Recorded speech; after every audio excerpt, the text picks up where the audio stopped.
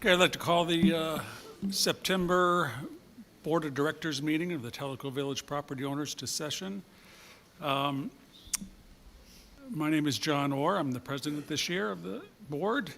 I guess before we get going on minutes and stuff, I did want to read an announcement. Basically, we got this morning. It says, this is from Steve Schneider, says, as set forth in Article 4, Section 5 of the Tellico Village Property Owners Association bylaws, I am providing written notice of my resignation in my role as member of the TVPOA Board of Directors effective immediately. My wife and I completed the sale of our home yesterday, and I am no longer a property owner in Tellico Village. I realize the governing documents permit non-owners to be members of the Board of Directors. However, I believe it is in the best interest of the board and TVPOA that I resign immediately. I want to thank the staff for their timeless efforts to make TVPOA the best amenity-based community possible. I wish you continued success in the future. Respectfully, Steve Schneider. So that's why there's an empty seat here today. Well, Ed is on the phone. He's dialing in. So we will go ahead and get going. The first order of business is to approve the minutes from prior board meeting, the August 20th board meeting. Get a motion for that. John, I'll move that we approve the meeting minutes of the August 20th TVPOA Board of Directors meeting. Second. Motion and a second by Marty. Any changes or comments on the minutes? I have 3 typo clarification items which I've given to Karen to update, all very minor in nature. Happy to go through them if folks want, but if not, Karen has the changes. I've reviewed it. Yeah, those are just typos, so I'm fine with that. Anybody, any other comments on that? Everybody in favor of approving the amended minutes? No, Ed, are you still on? I think he's having trouble connecting. I've had those issues. I've been there. Okay, well, I guess 5, well, I can't vote, so it's actually 4-0 with 1 abstained. I was not at the meeting. Yep.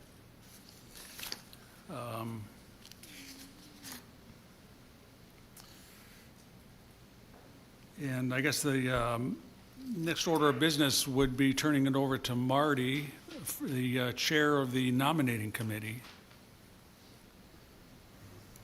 Okay, I will make the motion to approve the recommendation of the TVPOA Board's Election Committee certifying the candidacy of Tom Farrell, Larry Godwin, David Taylor, and Kerry Brown for the 2025 board election. I second that. Okay. All those in favor of certifying that? Yes. He's on. Ed is with us. Yes. Okay, I guess the only,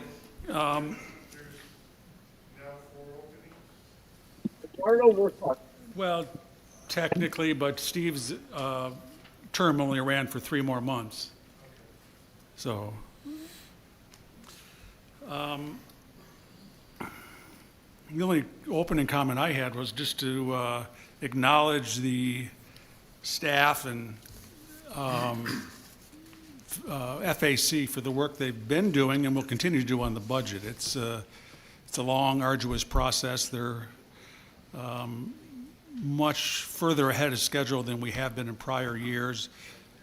Matt has devoted a great deal of his time to make sure we've got a very clean budget. His goal is to have it scrubbed and delivered to us by the end of September.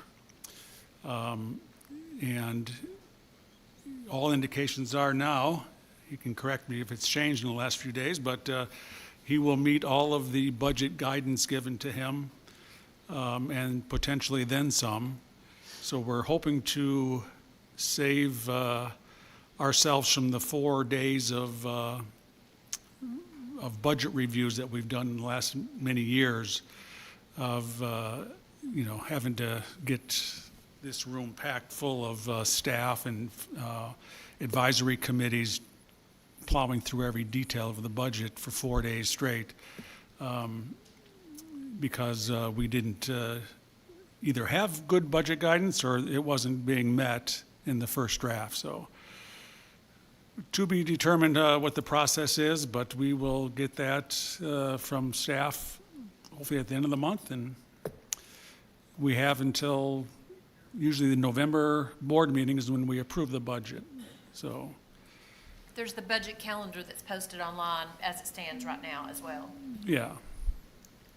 Marty? So, since we just had a vote on certifying the candidates, I have another motion to make, that the board not exercise its right to vote the POA-owned lots in the upcoming board election. I'll Okay. second that. All those in favor? Aye. Okay. Very good. I guess with that, we will, I guess, get into the open forum section. Any comments or questions from the audience?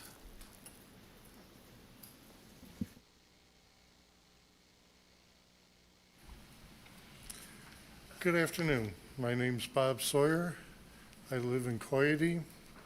Been here for several years now, at least home property for 7 years. This goes back to my question from last month's board meeting. And my question is about the 10% increase of the dock fees. I have previously asked about it, and the answer that we have an extremely long wait list. That was the reason. How does the increase in fees address this issue? What is the correlation between the two, the increase and the wait list?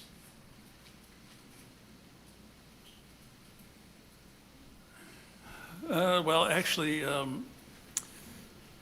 those are budget decisions, and But the reasoning was that we had a very long wait list. Actually, there were two reasons. But what people said, board members, first thing out of their mouth was, we have an extremely long wait list. The wait list is less than 200 people. When people move here, they should know that they will have to wait for a boat slip. If they don't know that, either their realtor failed them or they didn't do their due diligence. And it's been said in the past in board meetings that we will not build a boat slip for every resident or every lot. But let me just add, it was discussed last month that there had been studies, comparison studies done. But and- wait, my question. Can I finish? Can I finish, sir? My question, Can I what- finish? Allow me to finish, please. Okay. I'm just trying to give you factual information. What was reviewed in past years was comparison studies comparing the cost of renting a boat slip or a dock slip in Tellico to other third-party alternatives, making adjustments for the fact that Tellico isn't a full-service marina in all cases with boat fuel and other services available. Even with that, the Tellico rates were way below market comparisons. So there were two factors involved. The market comparison was clearly part of that. So I'm just Okay. trying to set the you record you straight. answered that part, but I'll get back to that. But what is the comparison? What correlates to the length of the wait list to the 10% increase, which is the highest increase I've ever heard for any single amenity?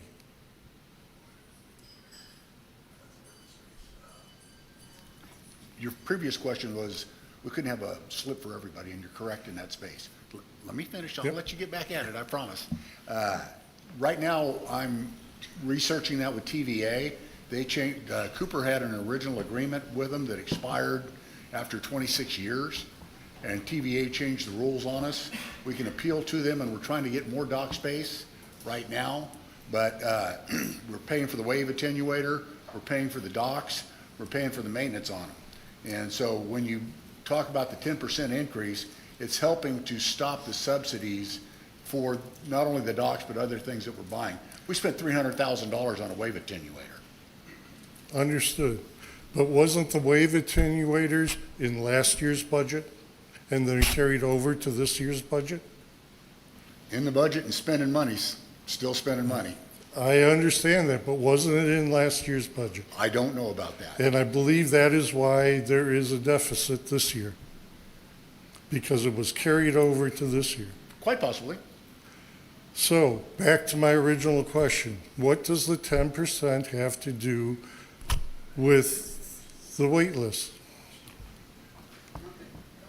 What was the consideration given was, first of all, as I mentioned, the market comparison, looking at, no, it's relevant. That's not the question. The question in front of us is, what does the wait list have to do with the 10%?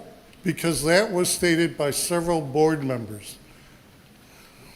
And as I've tried to indicate, it was a couple of factors. I In the understand, case but of would the you wait- answer this Okay. factor? We And- can talk about that later. Okay, in the case of the wait list, the simple fact is, it's market demand. And we've got dock space, as Mike indicated in his comments, TVA has a cap on the number of dock spaces that are allowed on the lake overall. Not only Teleco, but overall the other communities. You've got limited capacity. And we have Teleco for several years did not assign full cost to what was published as a marine or dock profit center. If you fully load that cost center, which we still don't today because we don't have part of Matt's salary or other salaries assigned to that, Teleco at best is breaking even and is likely losing money on dock operations. Judgment was made last year because of the market comparisons and because of the fact that there was a lengthy wait list to make an adjustment on that for 10%. If you're asking what the justification was, that was the justification and the recommendation that came from POA management, from the FAC, and ultimately adopted by the board. Okay, you said because of the number of boat slips we have here. So that must include all the private docks. They're all wrapped in there, because when I was at the MAC meeting this past week, I asked specifically, are they included? They said, we don't know, but the way it's been said to us is that this bay is full, and there are private docks in there. So I'm assuming, I don't know for a fact, that the private docks are included in the number of boat slips in a bay. So those private boat docks are also limiting our number of available spaces. The private boat docks are issued a separate permit by TVA that we don't have any control over at all. I don't know how TVA is doing their permitting, but a 26A permit's required for an individual dock, and it's for the marinas that we can't get additional space. I've got a letter, Beth sent me a copy of it, and I'm trying to work on that right now. And if we can get more docks, I'll get them for you. But right now, we don't have permission from TVA. I understand that. We don't have the permission.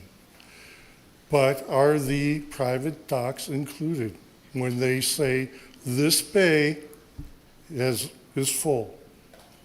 Do you have that in writing? That's a question you'd have to ask TVA. I can't answer for them. So in other words, no one knows here. All we know is what permit we had. We have exhausted our permit with TVA as far as the Okay. number of slips. How they calculate, how many they allocated to the POA, we don't know. Because what was said earlier is that TVA takes into account all the boat slips on the lake. So are we being limited also because of the private boat docks, boathouses?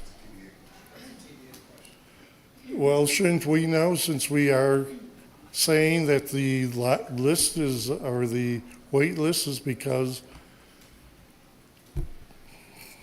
excuse me for a second. The wait list is one of the major reasons for the 10% increase? Shouldn't we know this? Wouldn't you want to know that?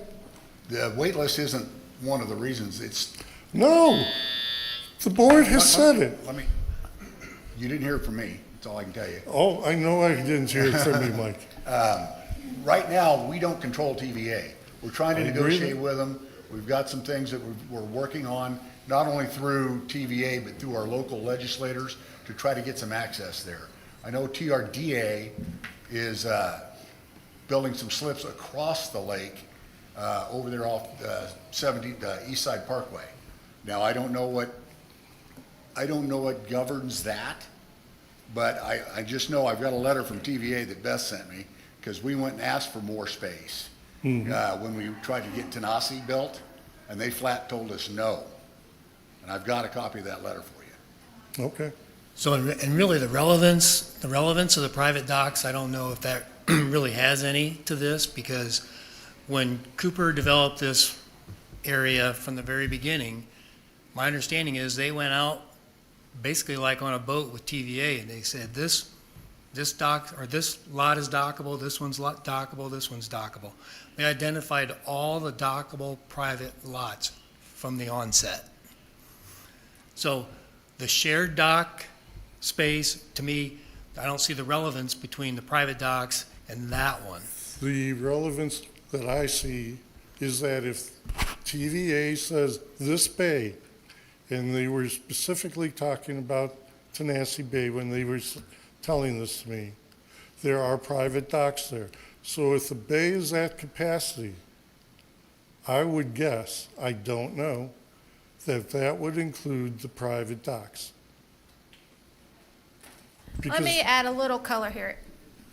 It doesn't. So as Marty was trying to explain, all the private docks were set and given authority back when Tellico Village was I understand deeded. that. So no matter what private docks are coming and going in the Tanasi Basin, let's use that as the example, that has nothing to do. Our permit expired several years ago. And so now we have to look at the new 26A permit guidelines. And it looks at the size of the cove, the depth of the cove, and how many slips are on the cove. And what TVA has said Bingo. is we can no longer get more docks in that space due to the new rules which we have to follow. And you said the number of slips in that cove, then there are private slips in that cove. So if you listen to that, those are included. Well, okay, so I'm not sure what the point of all that is, because whether they're included or not, we're not getting any more docks in Tanasi Cove. Well, it goes back to the 10% increase, and it's because of the line, the wait list. So, Can I, Yeah. excuse me? Certainly. If I can weigh in here. So I'm Phil Braddock, I'm on the Long Range Planning Committee.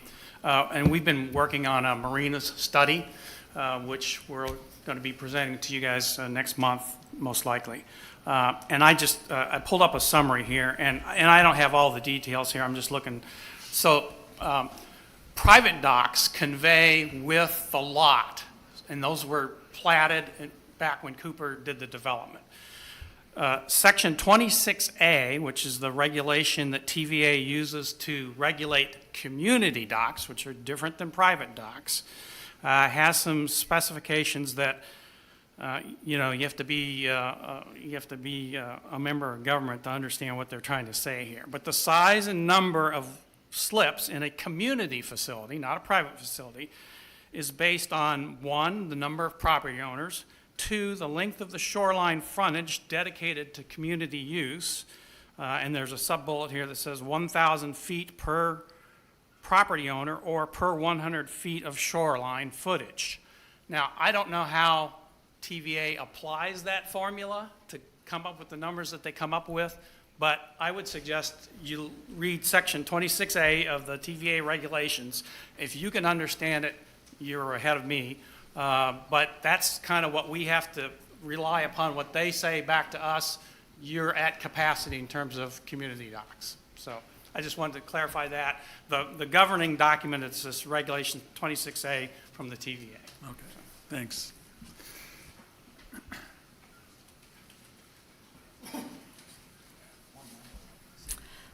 Hi, my name is Jane List, and I live at 171 Eloqua Way, right next door to an abandoned story-and-a-half home that the builder walked away from. We've lived with it for 2.5 years, and we don't seem to get any answers as to what's happening. We do know that the builder has now moved on. Our home is in danger. We have been hit by plywood that was in the yard in a storm. There is a 2-story porch on the back that is not attached to the house that sways in a big windstorm. We have had snakes, rats, and skunks inhabiting our yard. My poor dog. But it's just been very hard to live with this. And we keep getting from the POA or anyone that we ask that it's with the legal team. And no one takes the time to try to tell us who are living with this what's happening, what's the process, and if there is any end to it. We do realize that he has had different contractors that have come to try to buy it. We also know that he has said no. It's just been miserable. And our property value has dropped greatly. If I had to sell, or my husband, because of something that happened to us, it would be bad. Plus the fact that it's never cleaned up. You did finally come out and clean it up, and we appreciate it. Those weeds were probably 8 feet tall. It's not healthy. It's not good for us. It's not good for Tellico Village. It's not a good image. I've lived here for 18 years and always done whatever the POA has asked. And now I'm asking the POA and the board to help us here and try to figure out what to do or explain to us what we can do or what you are doing. That's my question. I'm happy to do that. Thank you. So when builders make application to build a home, they have the option of supplying what I call a performance bond, which ensures completion, or they can pay a completion assurance fee and enter into an agreement with us. The completion assurance fee is something in the neighborhood of 30 cents per 1,000 square feet constructed. So that is a non-refundable deposit. They simply pay it. If they never need it, or we never need it, we collect the money. And to my understanding, we have staff that have been involved with ACC for 7 to 10 years. We have never had to use the completion assurance fee. Not that that helps you in this instance. I'm just giving a little bit of context. Okay. So what we have done thus far is we have notified the bank. The bank has always got the first position lien on the property. So they can foreclose on it? I'm getting there. Okay, sorry. I will get there. I'm sorry. But notified the bank and told them, you do something or we're going to do something, and asked them to respond. They did not. We are currently out for bids for demolition on the home. We sought some informal estimates from contractors for both finishing the exterior shell and also demolition. I'll summarize by saying demolition is going to be remarkably more cost effective. Okay. So my view on the matter is we would be in a position to receive bids, if I'm recalling, by the end of this month. There's a general feeling that it would be smart to get a court order simply because we are effectively, if you demolish, getting rid of the bank's, what's the term? Collateral, yep. And it's not wise to do that without giving them some opportunity of due process. I don't know how long that's going to take. Just sitting here today, please don't hold me to this, but I suspect if we could get a court order and award the bids for demolition, we would be looking at something in the November to December timeframe. Part of that is going to be to attempt to level the lot so that, as I understand right now, you couldn't practically run a mower across it. It's just not left leveled. So we intend to level the lot as well. The demolition will involve taking everything out, including the piers, because as I understand, a bank will not loan money when there is an existing pier. And so I'm giving you my best bet. I think it's going to be the November, December timeframe, unless the bank shows up in the process of the court order and says, hey, wait, we'd like to do something, in which case we would give them a high five and walk out. Okay. But I don't know what's going to happen, but that's the process as best I understand it at this point. And I appreciate you're welcome that. to call me, email me anytime, and I'll tell you what I know. Good. One other thing, is there any possibility that someone could come and attach that back porch to the house so that it doesn't blow into my home or the lady next door who's living between both of the houses? I'll send somebody out and look at it, see what we can Thank do. you. And I really appreciate you cleaning it up. And if we do go further, if you could occasionally come and just whack the weeds down so they don't take over us. As for the critters, We see there's that as a new- foregone conclusion through this Okay. process. Thank you. You You're have no welcome. idea how many months and how long we have worked to hear anything. You're welcome, I Thank you. understand.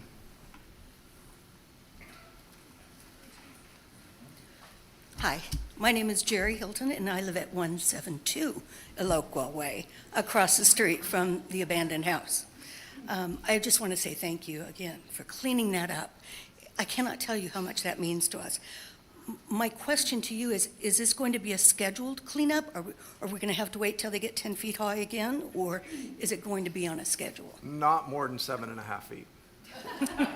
Going forward. You know, I'm being a facetious. year ago, and I that would have really been shouldn't. funny. Today, it's not I- quite so I'm- funny. I'm being facetious. No, we need to do better. We need to do better. I'm really hopeful for a freeze. I would love for everything to go dormant, but in the meantime, we understand we've got an Okay, obligation. thank you. The other question I had was the process. How did it get here, and how are we going to keep it from happening again? Because if your neighborhood isn't 100% built out, it could happen in your neighborhood like it did mine. What are we doing to keep this from happening again? It was my understanding that there were several extensions provided to this builder. Then, does anybody go out and check and make sure something's happening to offer that extension, or is it just a rubber stamp? It absolutely is not a rubber stamp. I know for a fact I have employees that go to the various job sites. You might be surprised to find out that extensions with building homes happens a lot. Oh, I know it, I know they do. And we offered extensions. The builder was responsive right up until doing nothing. And I was careful to say, I know this is of no benefit to you, certainly. But this sort of circumstance is wholly unusual. I mean, from the period of time that a CAFE has been put in, which is something in the neighborhood of 7 years to 7 to 10 years, that's well north of probably 2,000 homes that have been built in that period of time. And this is the first 3 that this has ever happened. Okay. No, an extension is not rubber stamped.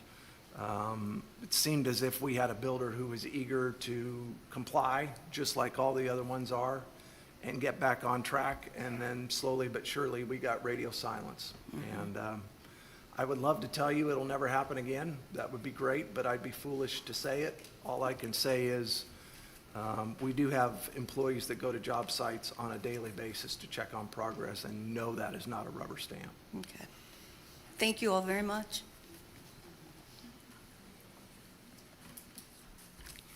Bob Sawyer again, Coyote. Our monthly POA assessments, the boats and dock slips has the lower, well, actually, it's the boat dock slips, and the RV gets the lowest percentage of anything in the budget, according to the pie chart online.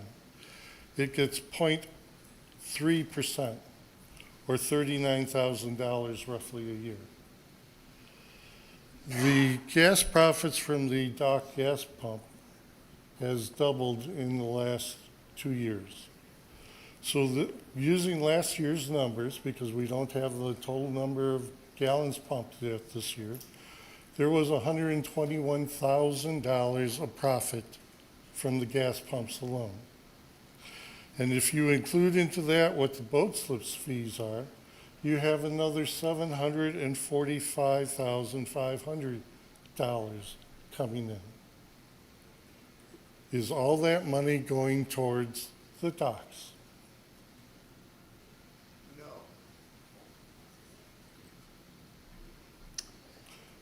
Then why are we increasing?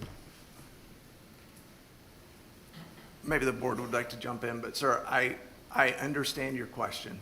You're asking fair questions, but effectively, as I hear you, you're asking, not me, because I wasn't sitting in this seat a year ago.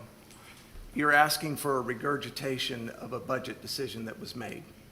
And I understand your question. I'm simply saying, I feel like board members have attempted to politely answer your question as to what influenced their decision to do that. I think everyone understands, up until very recently, all of our revenues and all of our expenses are pooled, okay? With the goal of meeting a certain reserve contribution from operational expenses for the purpose of paying for capital, in accordance with a reserve study. I don't have my budget in front of me. I'm not suggesting what you're saying is incorrect. I'm just simply saying, I don't know, I can't verify what you're saying, but as to your question, does everything that's spent on the docks go back into the docks? No. By the same token, if you applied that to golf, recreation, and restaurants, they would never get anything because they run at a subsidy. I understand that. But why are we robbing Peter to pay Paul? We are asking a 10% increase of one small portion of your budget, where another portion of the budget is getting 3 to 5% from the POA fees, which is up to $1 million. What are we doing wrong on these other things that we're spending so much money and running deficits in them? I mean, it's a business. I understand you have to cover your expenses. But when one area is getting $1 million+ a year, and then they get a 1 to 3% increase, and this gets a 10% increase, and it's bringing in $900,000 a year, something's wrong. So I assume you're referring to the pie chart, basically, in terms of how much of assessments gets allocated. Yeah, That is subsidy plus capital needs is what creates the allocation of that assessment. If I'm saying that wrong, let me know. But you've got a lot of areas that have no revenue whatsoever. They are nothing but a cost center. Roads, maintenance of common area, the back office expenses, administrative, food service, everything that has a subsidy has to be, that's where your assessment dollars are going. And then some of those things have no revenue at all to pay for them. And that's what your assessment dollars are going to. And they're larger operations. They are, regardless of the amount of money that is coming in, the docks are just a small piece of the overall operations of the POA. I understand that. But back to my question. What are we doing wrong that we are losing so much money in these other areas?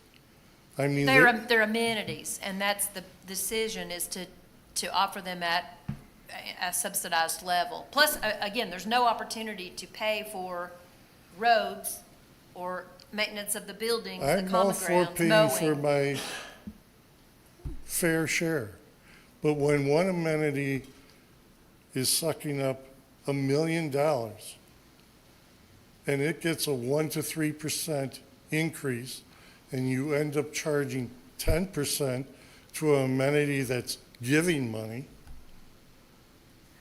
Wait a minute, let me stop you there. Marine and docks breaks even. That's it. And that includes the fuel.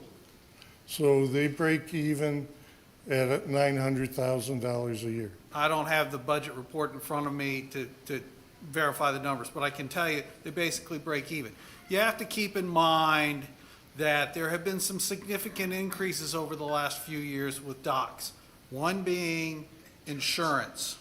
There were significant increases in insurance associated with the docks a couple of years ago. Now, fortunately for the POA, That has smoothed out a little bit in the last year. And there was not a full assignment of even direct costs back to Marine. I'm going back 4, 5, 6 years ago. We have now straightened that out. So the premise of your question is that Marine, if the premise of your question is Marine is making all this money in the docks and that's unfair, that's not a true premise. That's Okay. not a true premise. So I've given you the rationale behind why the 10% increase was last year. I don't know what the increase is going to be proposed to be this year. That's still being worked through, but those were the premises of before. So, and we're not gonna go back and change that at this point in I time, understand obviously. you don't. It's just like government. Once there's a tax, it's always there. Okay, thank you. Hi, my name's Fred Kennel. I live in Chattooga Point. Closer? Sorry about that. I have a quick question. It's real simple. It's all I need is an email address. We're having a POA candidate forum this Friday here in this building at 9 a.m.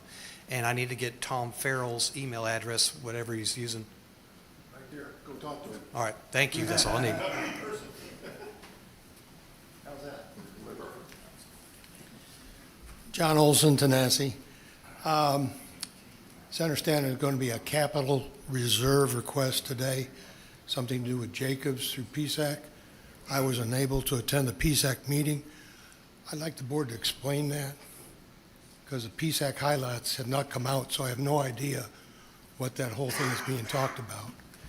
And secondly, I would like to urge the board on the reserve savings that we're going to see next year, that you consider applying that to water rates. Okay? Okay. Well, there's a whole presentation on the capital request. Oh, you, okay. Yeah.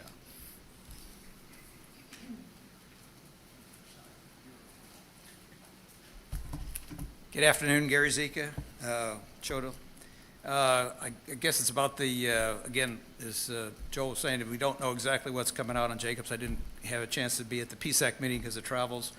But I understand that Jacobs is requesting additional, like $500,000 on the main lift station. And a lot of that information was known at the August PSAC meeting.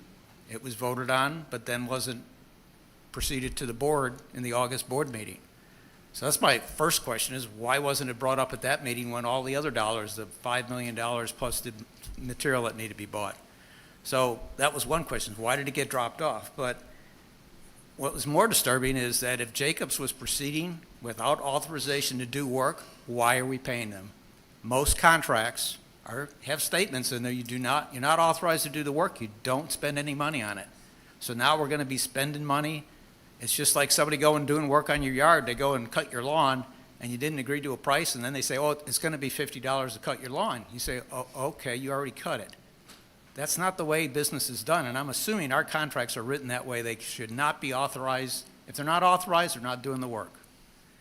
Second question, or third question now, is Jacobs already working on the revisions to the drawings that is required for the main lift station contractor? If he's already proceeding with it, again, he's not authorized to do that work until you guys approve it.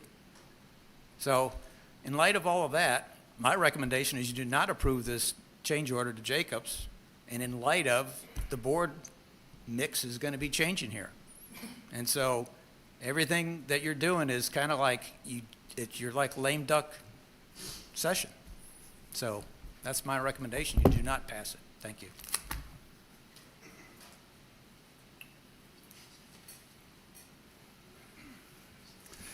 Okay. I guess we will then move on. No other people at the podium. Go to Scott for the Tanasi update.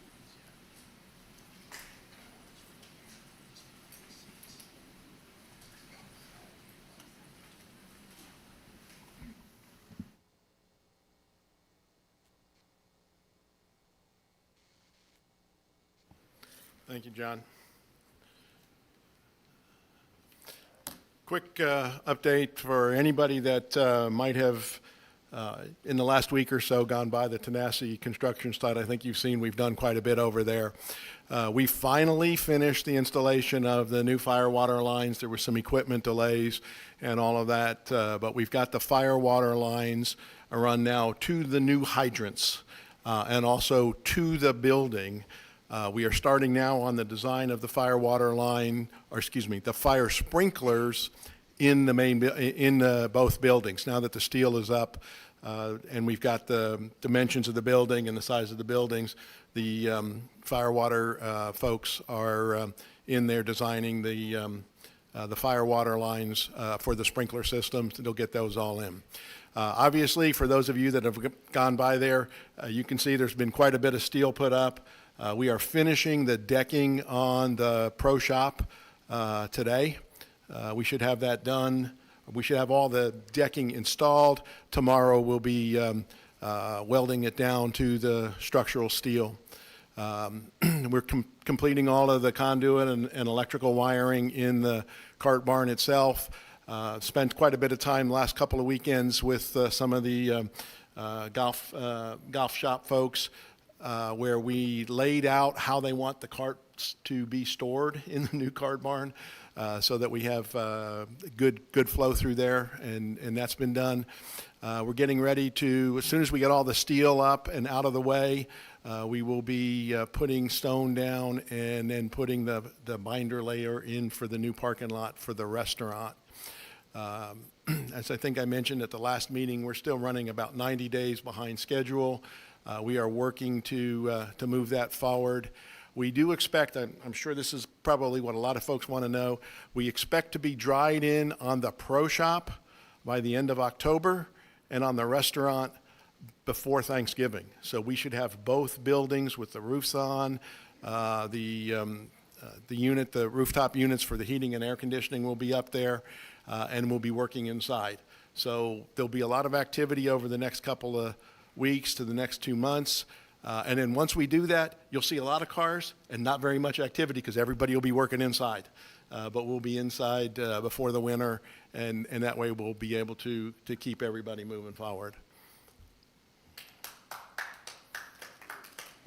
I guess to your one point about trying to make up schedule, I mean, good and bad news is they were there all day Saturday and all day Sunday working on the steel this last weekend. So. Yeah, I did. I had a number of comments and questions about that. When they're doing the welding, they have to hammer on the welds and knock some of the flux off and all of that. We try to do it so that it makes a nice little sound, but it's not always pleasant. But we are trying to catch up. The problem there was the steel contractor got started a week late because of some issues with concrete and the weather and all, and consequently, they've been trying very hard to make up that time. So I understand that no one wants us to work on the weekends, especially not Sunday. At the same time, right now, we are at a critical point, and if we get this done, we should have the rest of the steel hung by the end of this week for all the columns. That'll get the crane out of there. That's what they've been trying to do because that crane is needed on other jobs. And then we'll be putting up the rest of the decking. The last couple of days, we've had to wait for inspections on all the welds. We are in a special area because we're right on the lake. We're in a risk area 3. So what that requires is on all these steel welds, we require 100% inspection of all of our welds unless we have less than a 5% failure rate. We did all the inspections yesterday, had a 1% failure rate, so we are there. So now we're back to 25%. So that's will save us some significant time there. Now, a question that came to me, and I wasn't aware of it. Somebody said they were jackhammering a pier that had been poured. Must have been while I was out of town, but so the question was, why are they tearing out something they just put in? There were 12 piers that were incorrectly sized by the structural engineer. We brought that up to the architect and the structural engineer at the time when we were forming those. The structural engineer relooked at his design, said everything was fine. When we got them installed, they were too small. So we are in the process of correcting that. There was one pier that was off by 2 inches. Now, that might not have been a problem if it was on an internal wall or something inside. Unfortunately, it was right in the front by the sidewalk that everybody coming out of the pro shop going down to the cart barn would see. And a column leaning 2 inches out of plumb is not something we wanted. So they had to move that, and we've got that fixed. So yes, there was an error in a number of the piers. Those are all being fixed right now. Out of curiosity, who pays for those mistakes? Not us. That is between the architect and the contractor. They were advised very succinctly that that is not our cost. Okay, thanks. Good question, John. So this is just who was on, what our contractors were on site. I will say this, we do have a bi-weekly owner, architect, contractor meeting to resolve some of these questions, and we also have weekly subcontractor meetings, progress meetings. We meet every week with every contractor that is on site and every contractor that is scheduled to be on site in the next 2 weeks, so that we keep everything flowing and they're aware of what's going on. It is a hard hat area only, so that especially with all the steel flying and everything else, so we're trying to be very safe there. And just one last aerial photograph. This was taken about 4 days ago, so there's no decking on top of the pro shop. That is was completely decked when I left the site this afternoon before coming here. And all of the restaurant, structural steel, bar joists and all are actually installed now too. So there's a lot more progress, and that was only 3 days ago. And I will give the TAP update with the funding request. Okay. Oh, I'm sorry. Oh, yes. Thank you, Karen. As far as the RDI&I efforts are concerned, through last week, we had over 2,200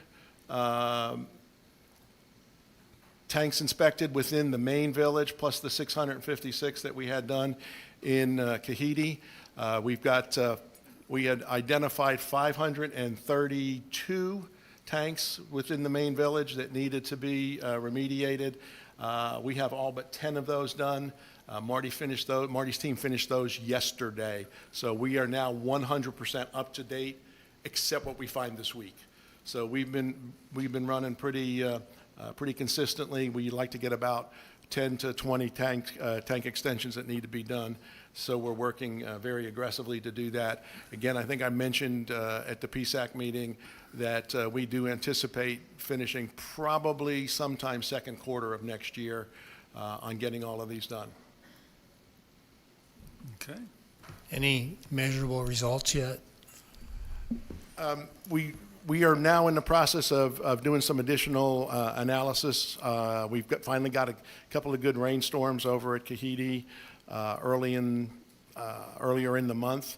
And the IT subcommittee has offered to run all of the data through some AI algorithms that they want to put together for us. So I'll be working with the IT subcommittee to get a better analysis there. Again, no overflows, but at the same time, we haven't had any heavy, high-intensity, short-duration rains, which is what had caused the overflow in the past. Okay. Thanks, Scott. So we got a reserve study update on the agenda, and this is just kind of an update for where we're at. We've, as everybody knows, we had the contractor or the consultant come in, do their work. They compiled the report and the analysis, gave it to us, and we've since spent a fair amount of time analyzing and verifying everything in there, to the point where every director had to verify every line item associated with their department. That includes the piece of equipment or item that was listed, the in-service date, the cost of that equipment, and the estimated useful life going forward. So everything was validated this time. We're now at the point where everything has basically been scrubbed and re-scrubbed, and the staff, as well as the board, is satisfied with where it's at now. So we're going to basically call it done. And we have one more project to do on that, which is to segregate water and sewer assets from all other assets. So now that we've gotten to this point where everybody's good with what's in the overall report, we're going to go through the process of separating the report into two reports. And then once that's done, it'll be published on the website. Right now, the goal is by the end of October, we'll have everything done and published. It's just a matter of priority at this point. Like I said, everybody's focused on budgets, so this is going to get worked in there as a priority, but not the highest priority as far as things go for the folks that end up doing all this work, the finance department. But that's our goal right now, is certainly by the end of October, both reports will be published. So that's the current update on reserve study. And next we have Phil Brenner back for a long-range planning update.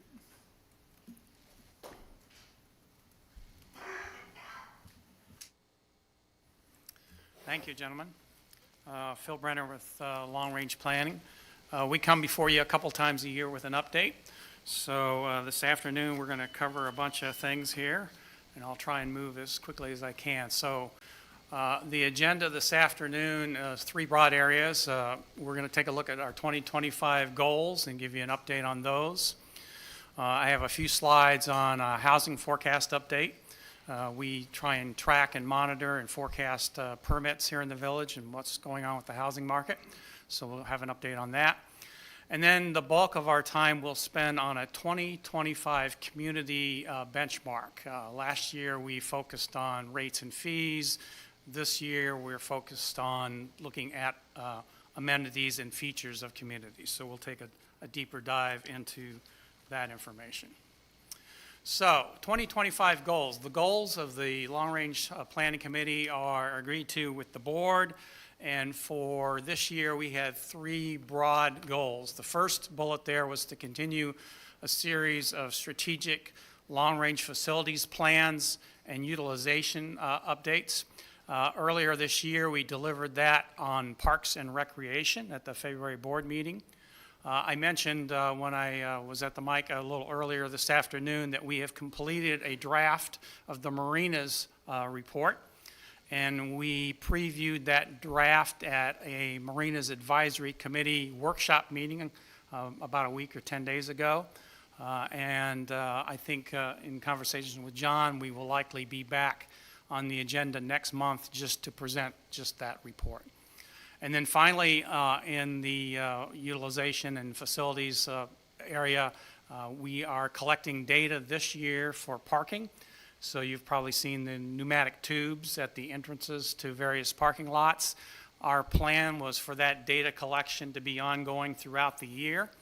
And so by the end of this year, we should have data collected, and I would anticipate that you will see an updated report on our analysis there early next year. The second bullet there in the middle of the page is the comprehensive benchmark study. As I mentioned, we did rates and fees last year, and today we're going to spend some time on amenities. And then the last bullet in terms of goals there was to develop a balanced scorecard prototype. So we worked with Joel and Matt and subcommittee of our committee, worked on delivering a draft of that and delivered it earlier this year. And right now, Matt and the board will be working on the metrics that will be applied to that scorecard and how that will move forward in implementation as part of the budgetary and planning process for next year. So with that, let's turn to a housing forecast update here. I stole a slide here from marketing because I thought it would be important to put a little context around the environment of what's going on in the housing market right now. And this slide is now a little bit dated. It was from earlier this year, and the first bullet there, mortgage rates have stayed at a, relative to recent history, a high level of 6.5%. Today, just a little while ago, the Fed cut interest rates by 1/4 point. The market had already anticipated that. Mortgage rates have actually trended down. They're hovering around 6.25% right now. So they've gone down a little bit in anticipation of what the Fed was going to do. We'll see if they come down a little more. Existing home sales in 2024 were the lowest since 1995, and April 2025 sales were the lowest since 2009. In April of this year, there was a national market imbalance between buyers and sellers. There were 500,000 more sellers than there were buyers. And so the national market performance is important to Tellico Village because typically people have to sell their home in order to be able to move here. So with that, one of the things we did was we looked at the first half of the year in terms of permits and updated our housing forecast. So I'm going to spend a minute here to talk about that. Here on the left side is the chart of actuals. The blues are actuals and the oranges are forecasted permit numbers.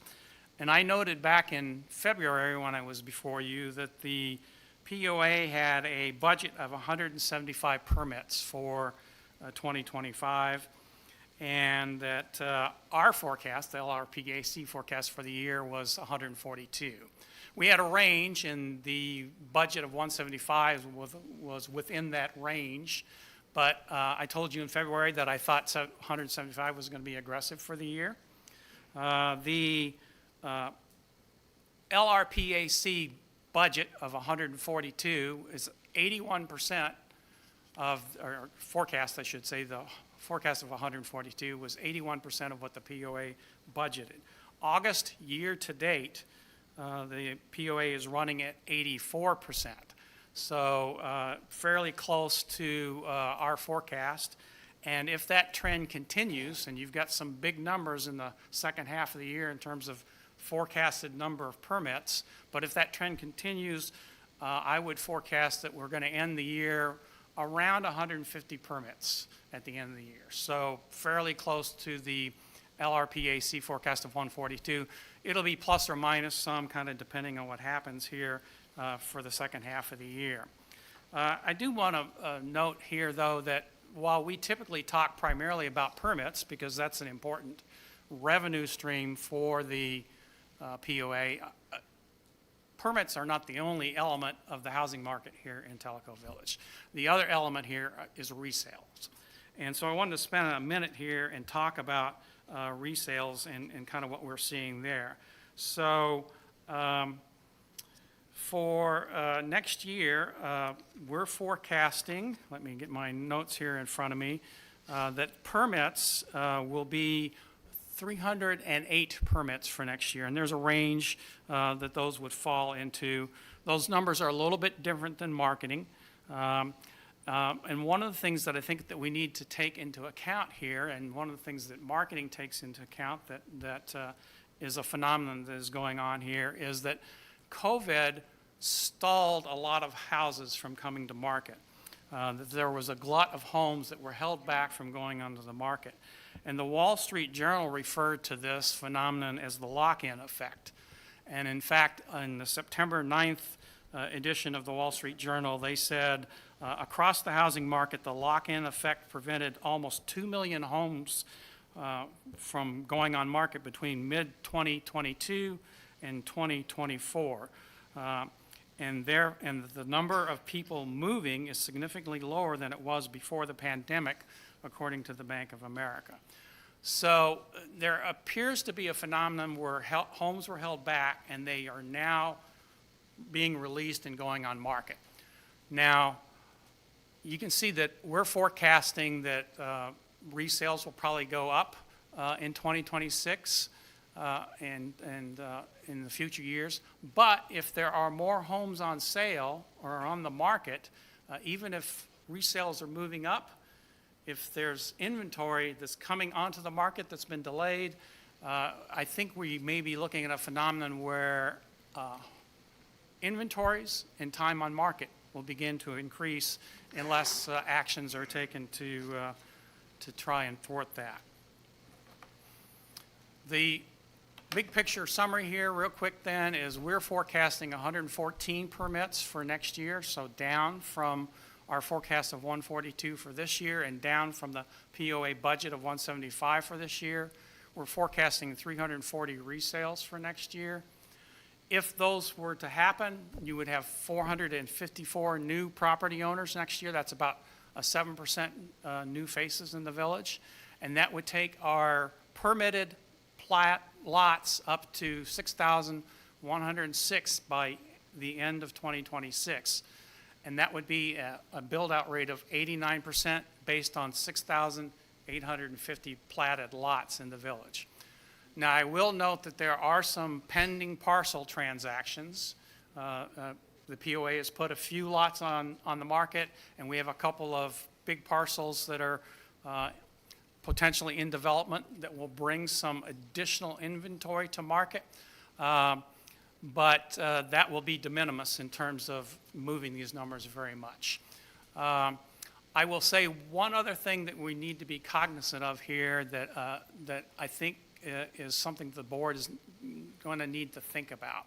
So marketing has some very interesting data that shows that when people get ready to retire and they start shopping around, what is it you want to look for and what is it you want for your retirement home, according to their research, 39% of retiring folks are looking to build a new forever home.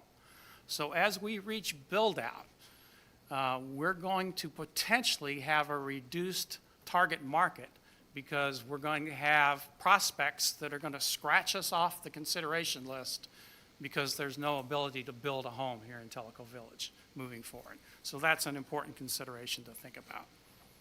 I'm going to pause here for a second and see if any questions on that before I turn to benchmarking.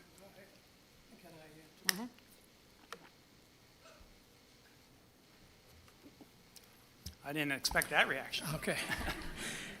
Good afternoon. My name is Joe Bogardus. I'm from the marketing ad hoc marketing team. The research that Phil is referencing is from private communities. It's a 2024 study. We do a lot of work. We do work with private communities. We advertise on their platform. They also carry some of our public relations releases. This particular study indicated that out of 100 prospects that go to master plan communities, that 9% are set on purchasing an existing home. 52% of those prospects can be either interested in an existing home or in new construction. 39% is set on building a forever home. That's the study that that Phil's referencing in totality. And it's something that is concerning to the marketing team as well as, of course, to long-range planning. Thank you. All right, so let's turn our attention here to, oh, sorry.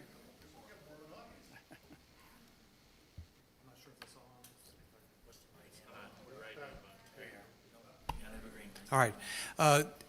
These references with the permits, can you talk about, is there any talk about square footage? Because I think I believe the new homes that are being built are like 2,000 square foot or more because those are all in my neighborhood. And there's been 20 or 30 in the last 2 years. And the houses that are being sold are probably 3,000 plus. So is there any talking about what square footage requirements? Because I think that's going to be a big determining factor in the future. So let me see if I understand your question. Is your question, what is it that prospective buyers are looking for in home size? Is that your question? Yeah, so I don't have any data on that. I don't know whether Joe has any data on that or not. Certainly, the homes that are being built today are in that 2,000 to 2,500 range. Some of the older homes here in the community, particularly homes that have been here a while and were built on the lake and things like that, they're larger than that. So that's a good question. I don't know whether, the future target market is going to look and say, I don't want a 3,000 or 4,000 square foot home. I only want a 2,000 square foot home. We track the real estate sales on a monthly basis here, and through most of 2025, the homes being purchased by people coming to Tellico Village are within 2,500 to 2,600 square feet. Okay. Just real quick, I have the actual data in front of me. 35% are looking for 1,500 to 2,000. This is based on the same research. To 2,000 square feet, 28%, 2,000 to 2,500, and 15%, 2,500 to 3,000, and only 14% less than 2,000. So Phil, just one small question. You were talking about the lock-in effect nationally. Do you know whether we're facing a lock-in effect and a large portion of homes coming on in the village? That'd be interesting. So I think marketing would answer yes. Our inventories are up, our time on market are up, so yes. My name is Rick Rossetto. I live at 142. My name is Rick Rossetto. I live at 142 Delauski Way. We moved here about 3.5 years ago. This is just for marketing. I've been in marketing most of my life. We moved here because of the marketing that showed us the type of lifestyle we would enjoy here, and we are enjoying it. And, as far as square footage and what lots are left, most of the homes where people have been in for a long time, they have them set up the way they want them, and they're happy, and God bless them. But when they leave, they're dated, okay? And, whether you build a new home or you try to buy a new house, which we tried to do, and, well, the colors were never right for my wife, and the fixtures. You come in and you end up redoing the house from the inside. And so to really lean on and the type of lifestyle, the other thing that I noticed when we moved here was I went over the financials as much as I could that was shown to me before I moved. And it seemed like this was a very, very well-run community. Now that I'm here, I just get the feeling a lot of cans got kicked down the road. And I could see that the board is looking to correct a lot of those things and doing a good job with that. So, nobody's talking about lifestyle. We have the best lifestyle, in my opinion, anywhere. It's pay as you go. If you don't want to golf, you don't have to pay for the golf. If you don't want to have a boat, you don't have to buy a boat slip. The other communities around us, they have other rules and regulations that I didn't even go look because it's not how I wanted to live. So I just wanted to share that. Just a final point. The marketing team now tracks now tracks on a continuing basis why people are selecting Tellico Village. And we did quantitative studies in 2017 and 2022. And now, after every completed tour, that tour receives a survey. And we're getting a 40% return on those surveys. And the main messaging in our marketing effort centers on ideal location, outstanding amenities, exceptional lifestyle, and unsurpassed value. And I'm just going to tell you the playback that we're getting from the 40% respondent level is ideal location, outstanding amenities, exceptional lifestyle, and unsurpassed value. Thank you. All right. So let's talk about community benchmark here. So just real quick here, kind of what we're going to cover here. I'm going to just tell you real briefly what our methodology was. We'll talk about the communities we selected to benchmark against. We'll talk a little bit about attribute selection and categorization. We will look at the attribute categories that we looked at: basic information, amenities, location, and a little bit of generic cost information. And then we'll talk about kind of the data resource that comes out of all of this. So with that, for everybody to understand kind of how we went about our work here, each of the committee members was assigned 6 or 8 communities or so to go research. And research consisted of looking at community websites, looking at third-party websites such as 55 Plus, Ideal Living, et cetera. We looked at realtor and mortgage sites, some government data sites, some mapping apps.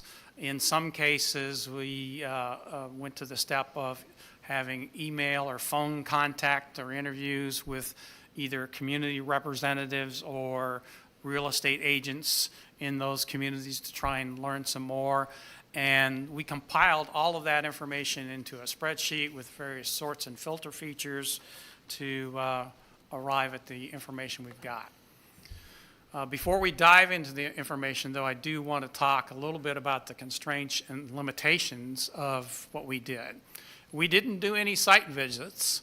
I didn't think I could ask the POA budget for a boondoggle expense account to go visit all these sites and spend 2 or 3 days and play around in golf and check out all their amenities.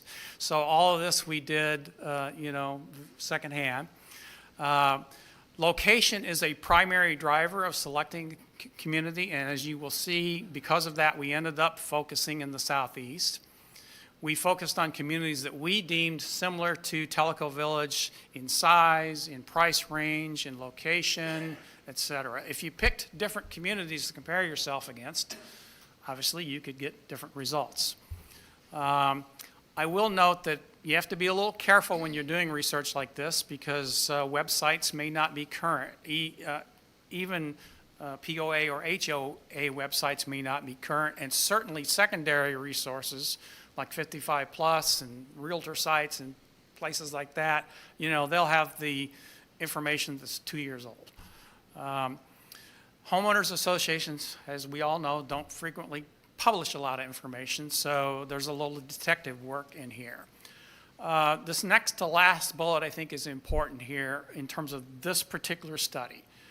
This was a comparison to see what features and amenities communities have. It was subjective. Check the box. They have a golf course or they don't have a golf course. We did not try to do a subjective analysis to say, is their golf course better than our golf course? And if so, why? Because that's a very subjective analysis, and you'd have to be very methodical about establishing criteria to do a study like that. And so the comparisons that we've got here were made on the information that we have available. So with that, we started with 42 possible communities. They're listed in the appendix, which I'm not going to show you today, but the board has. And this presentation will be posted on the POA website here in the coming days. And we put them through a sieve, which included things like we focused on communities that were primarily single-family homes, had a comparable cost of living, were comparable locations, at least in terms of being in the Southeast, comparable sizes of communities, and had home prices that were in ranges that were similar to Tellico Village. That netted us 23 comparable communities. And here they are. So you can see on the map, the orange star is Tellico Village there in eastern Tennessee, and then the black dots are all of the communities that ended up in the selection. As I mentioned, we started out with a broader net here, and we started down the path as we had some communities in California and Arizona and some places like that. And at the end of the day, we said, you know, I'm not sure anybody that's thinking about seriously moving to California is really going to move to Tennessee. I think they got different criteria. So we ended up saying, let's focus on the Southeast. And you can see that primarily it's Tennessee, the Carolinas, Florida, and a few outliers, Arkansas, Texas, Missouri, and West Virginia. And the communities there are listed in the box. The attributes that we sought to look at. So we looked at basic information, things like the size of the community, the age of the community, how developed the community was, what amenities and social fabric they had, things like golf and tennis and gyms and pickleball and things like that. We looked at location attributes, things like proximity to mountains, lakes, oceans, as well as conveniences like distance to a major city, an airport, hospital. And then we do have some community costs here, not rates and fees information, but more generic information about cost of living, tax burdens in states, home price ranges. And I do have one slide that may be of interest here in terms of POA fee trends. All right, so here's a high-level summary of the data that we gathered here. So in the left-hand column is some of the basic data that we gathered. So age. Tellico Village is 38 years old, and the median age of the communities we compared against was 37. We're 85% built out, and the median of the communities we compared against was 80%. We are not a gated community, but 68% of the communities we looked at were gated. And we are not age restricted, but 35% of the communities we looked at were age restricted. In terms of conveniences, and this is kind of as the crow flies distances, Tellico Village is about 17 miles from an airport. The median for the communities we looked at was 32 miles. Distance to a city center was, for Tellico Village, 35, and the median was 32. Distance to a hospital for Tellico Village was 10, and the median was 6. And then in terms of amenities, we identified and cataloged 16 amenities. Tellico Village had 12 of those 16 amenities, and the median of the group that we looked at had 12 of the 16 amenities. And then in terms of social fabric and clubs and things like that, no surprise here, all the communities say that they have clubs and special interest groups. This is more of a graphical representation of that. So the top line here is the size of the community in terms of acres.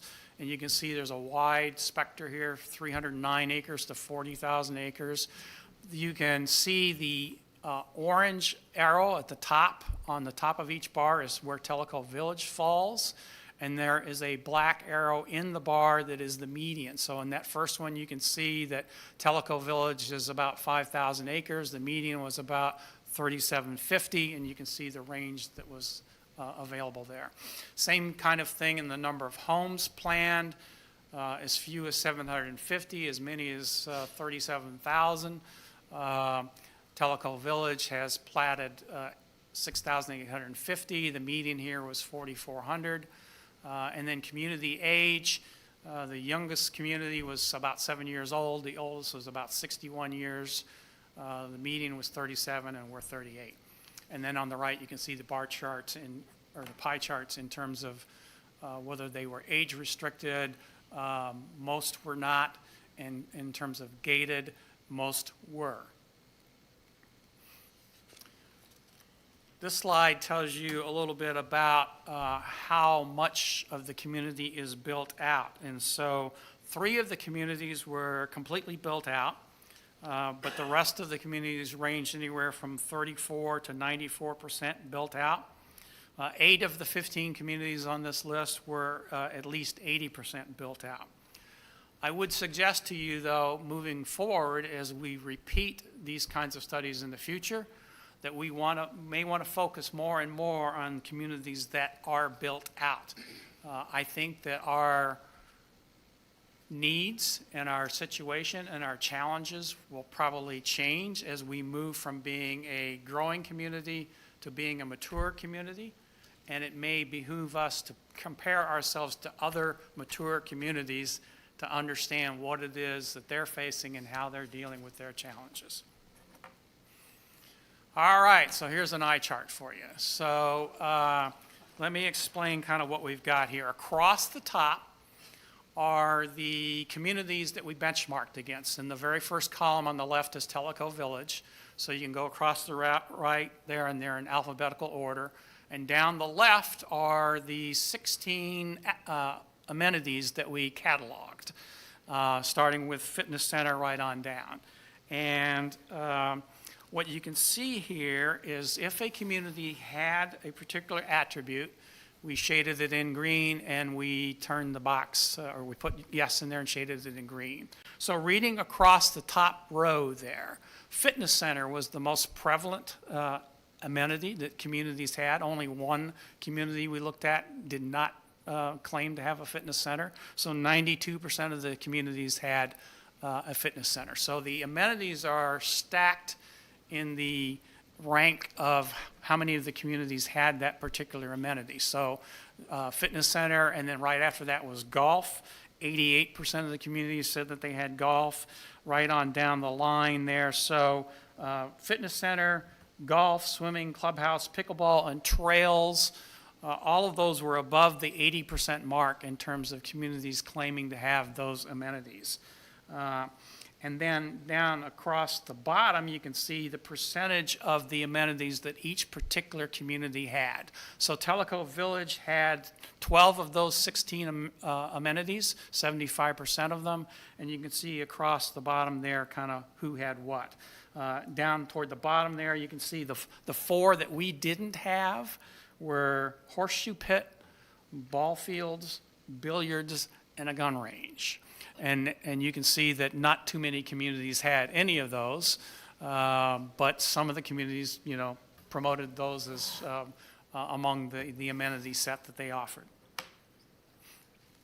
All right, so what about amenities that got mentioned or promoted that we don't have? So I wanted to touch on that real quick here because it was kind of interesting as we looked at this. Here are some amenities that some communities promoted that we don't have, and I wanted to kind of touch on that. So first of all, some communities were promoting the fact that they had a dance studio.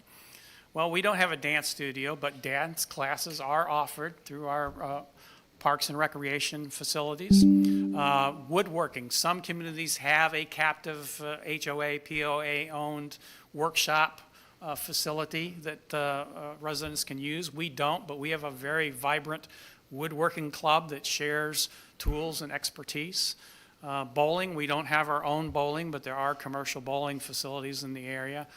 Transportation services. So there was some variety in this, in that some of the communities we looked at were suburban, so they had either city or county transportation, bus services, et cetera. We're kind of a semi-rural community, so we don't. But I did want to note that, we do have offerings like Stay in TV that offers a rides program and a groceries and errands program that provides transportation services for residences. Bike trails. So a lot of communities advertise their bike trails, and a lot of communities were flat. We have miles of walking trails, but the terrain is more suited for mountain biking than it is for leisure biking. And I'm not sure that mountain biking is exactly our age demographic here. I'm past my mountain biking days. But bike trails is an amenity that people talk about in some of these communities. And then volleyball was the final one there. Some of the communities advertise their both indoor and outdoor volleyball facilities. So the point here is that we may not have some of those facilities. Some of those needs are addressed in other ways. So the absence of a particular amenity may not mean that we need it. It may be addressed in another way. Location attributes. So the other thing we looked at is proximity to mountains, lakes, and oceans. And so these are geographic features. Obviously, we can't change our geography, but those are elements of what attract people to a community. And far and away, the most prevalent feature that people talked about was lakes. Now, again, this is a subjective, did they say that they have lakes or bodies of water? Yes. Are there lakes anything comparable to Tellico Lake? That is a subjective thing that you would have to really think about. Some of these communities have what I would call big ponds. They may have swimming and they may allow paddle recreation on the body of water, but there's no motorized recreation allowed in some of these lakes that were advertised by some of these communities.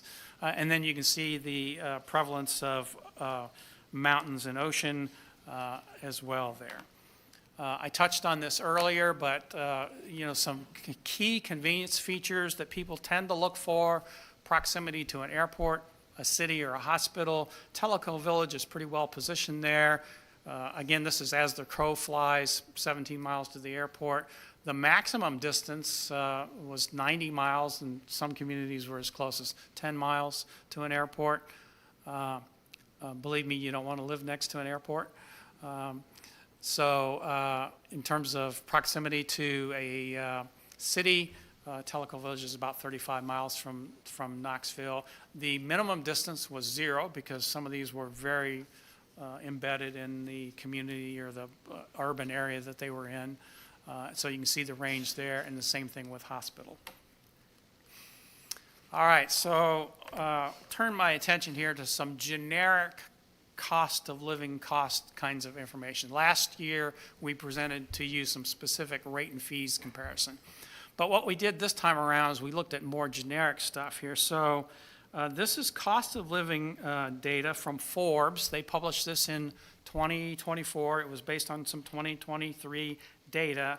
And according to Forbes, this is the average amount one can expect to spend on essential expenses while maintaining a reasonable lifestyle. So according to Forbes, this includes housing, transportation, healthcare, food, income taxes, and this is all from publicly available data. And what they did was they stack ranked states based on their affordability, with 1 being the most affordable state and 50 being the least affordable state. So we only put the states in here that we had cities or communities that we compared to. And so from that comparison set, Arkansas was a lower cost of living state than we are. They ranked first in the nation in terms of a low cost of living. Tennessee ranked 5th. You can see in the comparison set, South Carolina and West Virginia were in that ballpark in terms of being 6th and 7th. Missouri's not too far behind in terms of being 9th. And surprisingly, you can see some places like Florida that people sometimes think is a low-cost place to live. According to Forbes, it's not. It ranked 29th out of the 50 states. So we did a similar kind of exercise in terms of looking at tax burden. So this is specifically taxes. This is from Wallet Hub, where they compared 50 states based on the cost of 3 types of property taxes. And specifically, they looked at property taxes, individual income taxes, state and sales excise taxes.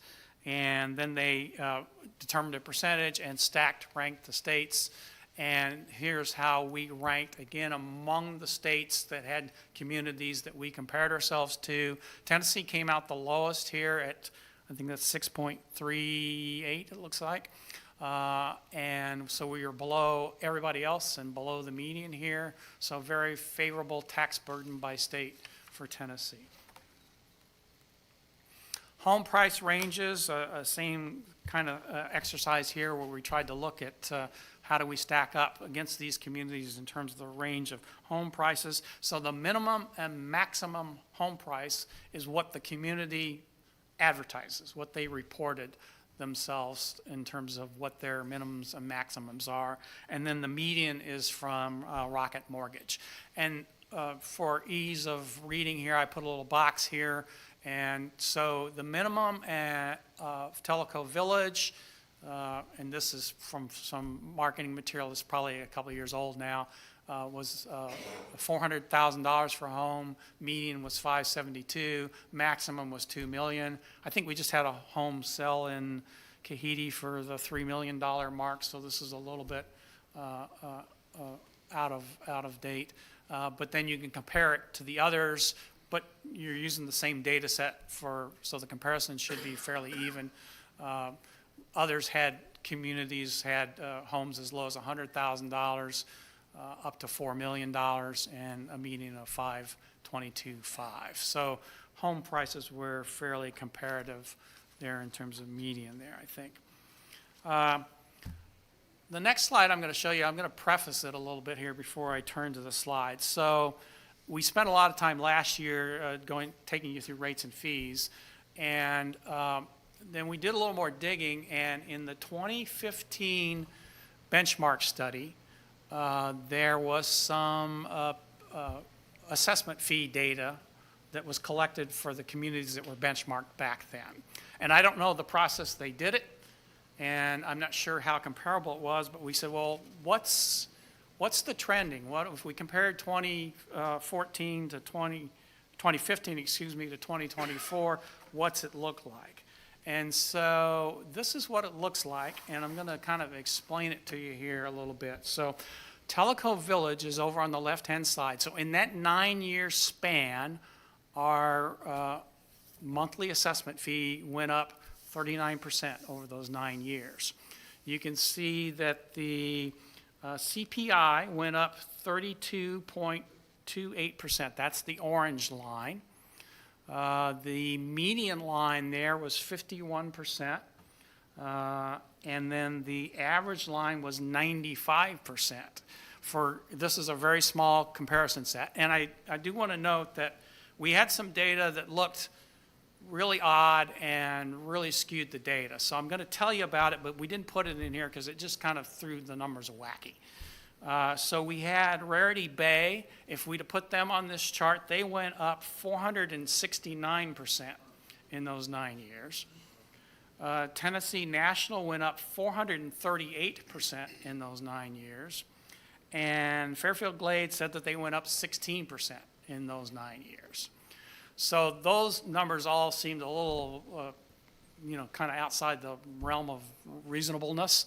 And so we took those out. What I will say about this is you can look and say, based on this very limited comparison set, we don't look crazy compared to the other communities. But I would also say this. The CPI over that period of time was about 32%, and we were at 39%. So we were running slightly ahead of CPI for that time frame. That's not a sustainable model, especially when we get the build out. So I think, and not that you can always stick within the CPI, but I think as an objective, the POA needs to look at how over the long term can we reflect inflation, manage and run the community, and stay on par with inflation trends. Yeah. I'm sorry, Joel Reed, how did you calculate the percent increase for the POA fees? So we had from the 2015 study, we had, somebody said their assessment was $100, right? Mm-hmm. And then we had the 2024 data, and somebody said their assessment was $150. So we said they went up 50% over that 9-year span. That makes sense to me. So in 2015, what did you have for our monthly assessment number? I don't know what the number is without going back to the data. It's 112. And then in 2024, do you remember what you had? I don't remember without looking. It's 176.24. Okay. That's 57%. Okay. All right, I'll have to look at that and see. Okay. So I'll ask Cheryl, who's here, to go dig at that and look. So, yeah. So, again, I think the conclusion here is, we're going to need to tighten our belts here and try and mirror inflation moving forward. What comes out of all this here, just real quick, another eye chart here, just by way of information. All this was put into a Excel spreadsheet, which we have and is a resource for LRPAC or a resource for the board if you have some specific questions. There are 84 rows of data, 25 columns of communities, 2,100 cells. We've applied some filters to this that makes it easy if you want to compare to a particular community or to a particular state, we can kind of filter it down. That helps us kind of say, well, how do we compare to South Carolina, for example, et cetera. So that's a resource we've got. I wanted to make you aware that it's available. If you have some specific questions, we can do that as well. Final slide here, conclusions and recommendations. So it would be our take that Tellico Village is well-positioned versus the compared communities. And I'll reiterate, if you compare different communities, you could get different results. But I would say that we appear to have a competitive set of amenities. And again, I'm going to emphasize, we have those amenities. We didn't assess the quality of those amenities.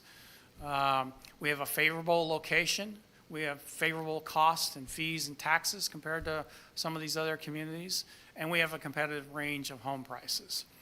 I think that the POA should continue to benchmark community fees and costs with other communities, and over the long haul, we need to see if we can manage our increases to be in line with inflation. And then as we reach build-out, the POA should focus on comparisons to other built-out communities. I think they'll be more comparable. And then I want to re-emphasize this here. As we reach build-out, we will likely have a reduced target market if people who are retiring and specifically want a new home take themselves out, take Tellico Village off the consideration list because you can't build a new home here. So that means that for those of you who've worked sales cycles, you got your sales funnel, right? You got your suspects and your prospects and your leads, and then maybe you get to a sale. To continue to have the level of sales that we want, we're going to have to fill the funnel more in the future, I think. So, and some people will be taking themselves out of consideration, so we'll have to redouble our efforts on how do we target the right people to keep that funnel full. So that's it. Take a question? Yeah, sure. Quickly. Mike Blackwell. I live in Milwaukee. I've been here since 2018. Can you go back to the slide about the POA fees? Whoops, here.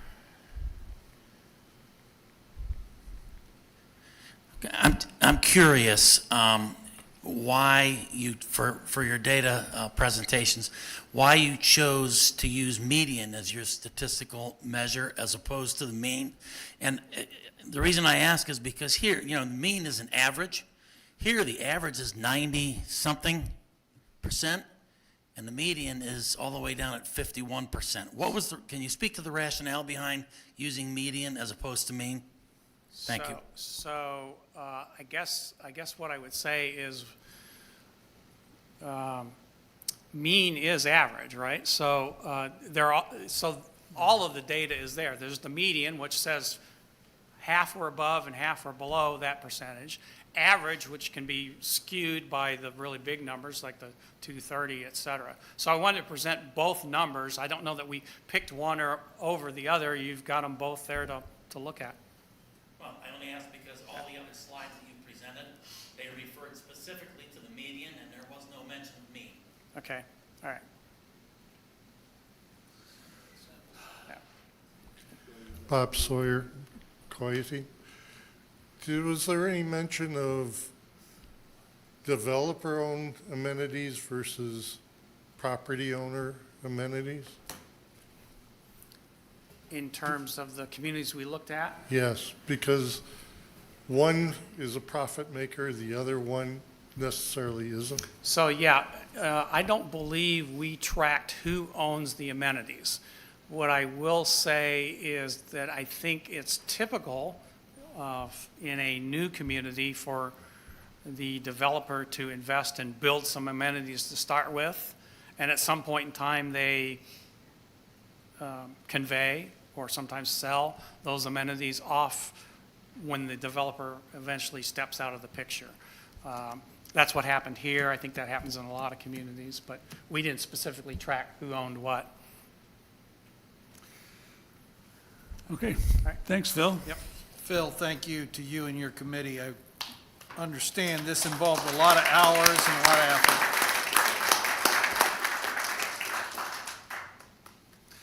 effort. We have Matt up next. Just real briefly, a couple comments. The 2025 Fall Fest is going to be Sunday, September the 28th. Pretty sure that's held at the Wellness Center, am I correct? And I was reading real briefly today, it's a $20 per person fee for food and fun. And would encourage all of you to get out. I know the weather is turning in the direction where it's enjoyable to be out, and would encourage everyone to avail themselves to that opportunity. Also, I wanted to make everyone aware the Honors Awards are coming up. The nominations are due September the 26th, and the event is October the 30th.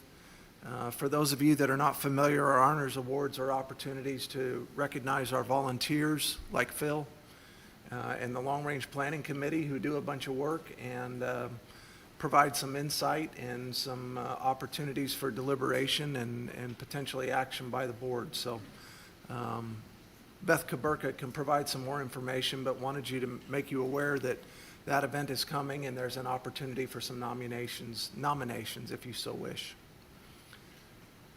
I'm going to call it quits. For the day, right? For the day. Okay. Yeah. Okay. Next, we have a quick update on policy. Yep. So the alcohol policy we've reviewed 2 months ago. It's been on the website for 60 days.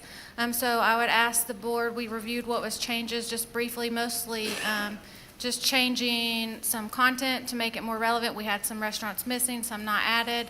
So just kind of cleaned it up, and I would ask for a motion to approve by the board.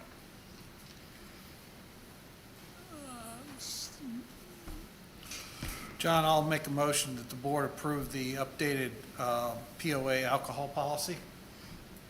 Okay. Is there a second? I'll second. Any comments?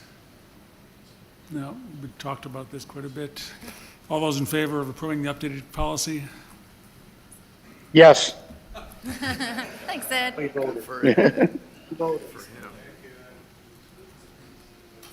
All right, so now for the investment policy. This is just for review.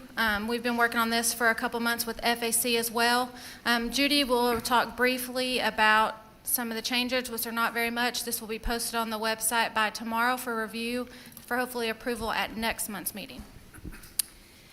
Yes, so I hope all of you who are interested will go online and take a look and make sure that you understand and agree with all of the changes. Most of these changes are largely just wordsmithing and improving definitions, better defining what the policy means and will cover.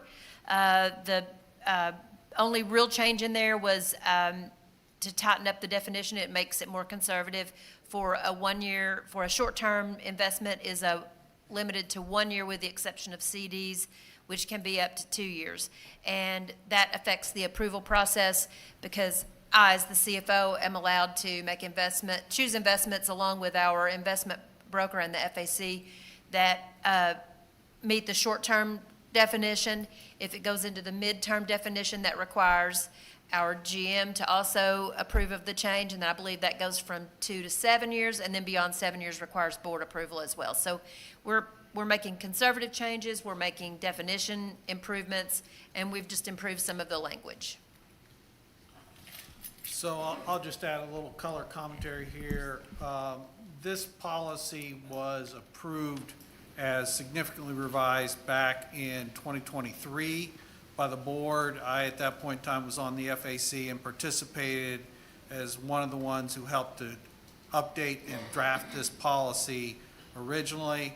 What it has allowed the POA to do is significantly increase the returns that we've gotten on our cash that invested, and last year and this year, our level of interest income has exceeded $1 million, which is to everybody's benefit. Now, I would hasten to add, we're doing that with an extremely conservative investment approach.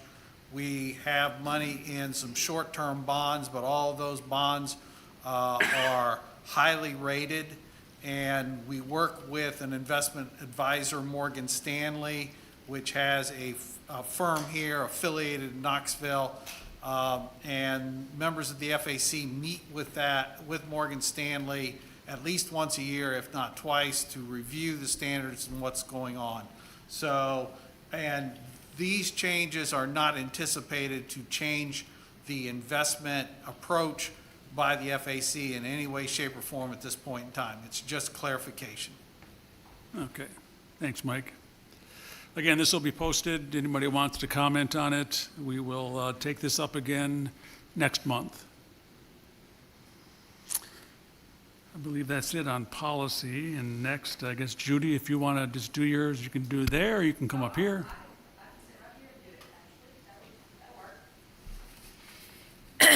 Yeah. I like it. Oh, can you, I guess I need the slide changer. Oh, can you do it? Okay, that's fine.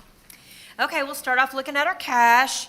We have, our cash balance at the end of August is $37.1 million, which is an increase of $6.3 million since December. We're earning a weighted average rate of 4.18% on our reserve balance and 3.5% on much of our operating cash. Our reserve balance is now split between general reserves, water sewer reserves, and our WESAF account fund, which you can see on the slide. Total assets are just under $80 million. That's up $11.4 million, and primarily due to the growth in cash and our construction in process. That's primarily Tanasi. Our total liabilities are $21.6 million. That's up $4.1 million, primarily due to the increases in the unearned revenue of $2.9 million. Our debt-to-equity ratio was 15% at the end of August. Looking on the far right-hand side at the top, the health of our accounts receivable remains strong. The ratio of our allowance to the AR balance is 35% this month. That's a small decline since July and an improvement from 41% in December, and lower is better in this case. Information on suspended accounts right below that. The balance due on suspended accounts remains lower than it was in December and year over year. The current balance of $686,000 represents 35% of our current accounts receivable balance. Looking at the unearned revenue on the bottom, our current balance is $9.4 million. It includes upfront payments from residents for prepaid assessments, golf, and rec fees. Utility assessments and collected unspent WESAF funds collectively represent 66% of the current balance. You can change the next slide. Looking at our WESAF account fund, as of the end of August, there were no deposits into the account in August and no tap spending in August. So the only change to the balance this month comes from interest earned on the account of $13,537. The balance is now $3,754,000. Next slide. We finished August with a gross profit of $23,361,000, which is $608,000 better than our forecast. While water, sewer, and utility tank installation revenue are currently lagging, lower than budgeted utility tank installation cost of sales have improved our gross profit results. We beat our gross profit last year by $1,103,000, and the sources for that variance are increases in assessments and the water and sewer revenue. Our expenses through August totaled $15,697,000 and were $1,802,000 better than budget. The primary contributor to this result is the timing of major road repair maintenance that was budgeted in June and July, but which should be completed, I believe, here in this month, September. So as soon as those, the wet spring pushed those back. Other contributors to our variance include wages and benefits, which were $143,000 better than budget, and other maintenance expenses outside of the road repairs, which were $270,000 better than the budget. Most of this was from various public works departments, maintenance of sewer lines, common property, et cetera. Golf maintenance, rec, and food service also have some unspent maintenance expenses at this stage. Other income and expenses are contributing $1,019,000 favorably to the budget variance through August. $318,000 of that total comes from revenue reported as earned from the WESAF fees that were spent on one of our approved TAP projects. Gain on the lots and used equipment amount to another $208,000, and interest income was $494,000 greater than expected year-to-date. We expected to be spending some of those reserve funds quicker than we have been on our, primarily on our TAP projects. Our net income through August totaled $7,310,000. Adding back depreciation expense, our net surplus was $8,980,000, which is $3,429,000, better than budget expectations. The year-to-date variance is roughly 70% from operations, which again largely comes from the road repair timing, and 30% from other income, which is made up of the WESAF spending, gain or loss on sale of equipment and lots, and interest income that's greater than expected. And again, that variance will drop significantly as soon as the road work is completed and those invoices are recorded on the books. Let's look at the next slide. Here's a look at our water sewer reserve fund and our net surpluses from operations through the end of August. These results are included in the consolidated results that you just saw, but I've just extracted them out so we can look at them. Focusing on the numbers with the red asterisks on the side, or just looking at the summary on the left-hand side of the slide, we started up with a January 1 water sewer balance of $6.7 million.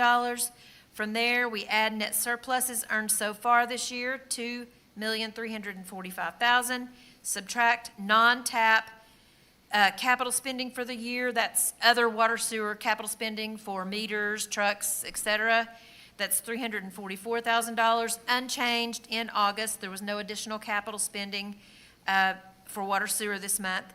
Add interest income on the reserve balance, which totals $56,000, and we can see that the balance at the end of August is $8,748,000. Next slide. Here's a look at the net surplus and subsidy by division. We see that operational net surplus that we saw back on the previous slide of $8,980,000 total net surplus year-to-date, less $7,147,000 in reserve spending through August, leaves us with unspent net surplus earned this year of $1,833,000 net of the capital spending. Next slide. Here you'll see that same $7,147,000 over there in yellow. Total reserve spending, including the budget, including the carryover from 2024, is $21.7 million. That's the total of those first two columns added together. Authorized spending on the projects year-to-date is $21.9 million, and then that divisional spending of $7,147,000 year-to-date, which agrees with the total that we just saw. And the biggest contributor to the 2025 spending thus far is Tanasi, which you can see as the last item on the list, $4,615,000. And now we go to the next slide, and we have our funding request, which I will let Scott talk about. Oh, I'm sorry. I'm sorry, Judy, I have a question. Can you go back to the slide that was showing the favorability for like labor? Back a few more slides, please. You said it were like $143,000. That's the combination of labor and benefits. That would be on the income slide. That's like slide 4, maybe. Right there. Oh, go back. Right there. That one. Okay, so we were saying there were 143 wages and benefits are better than planned.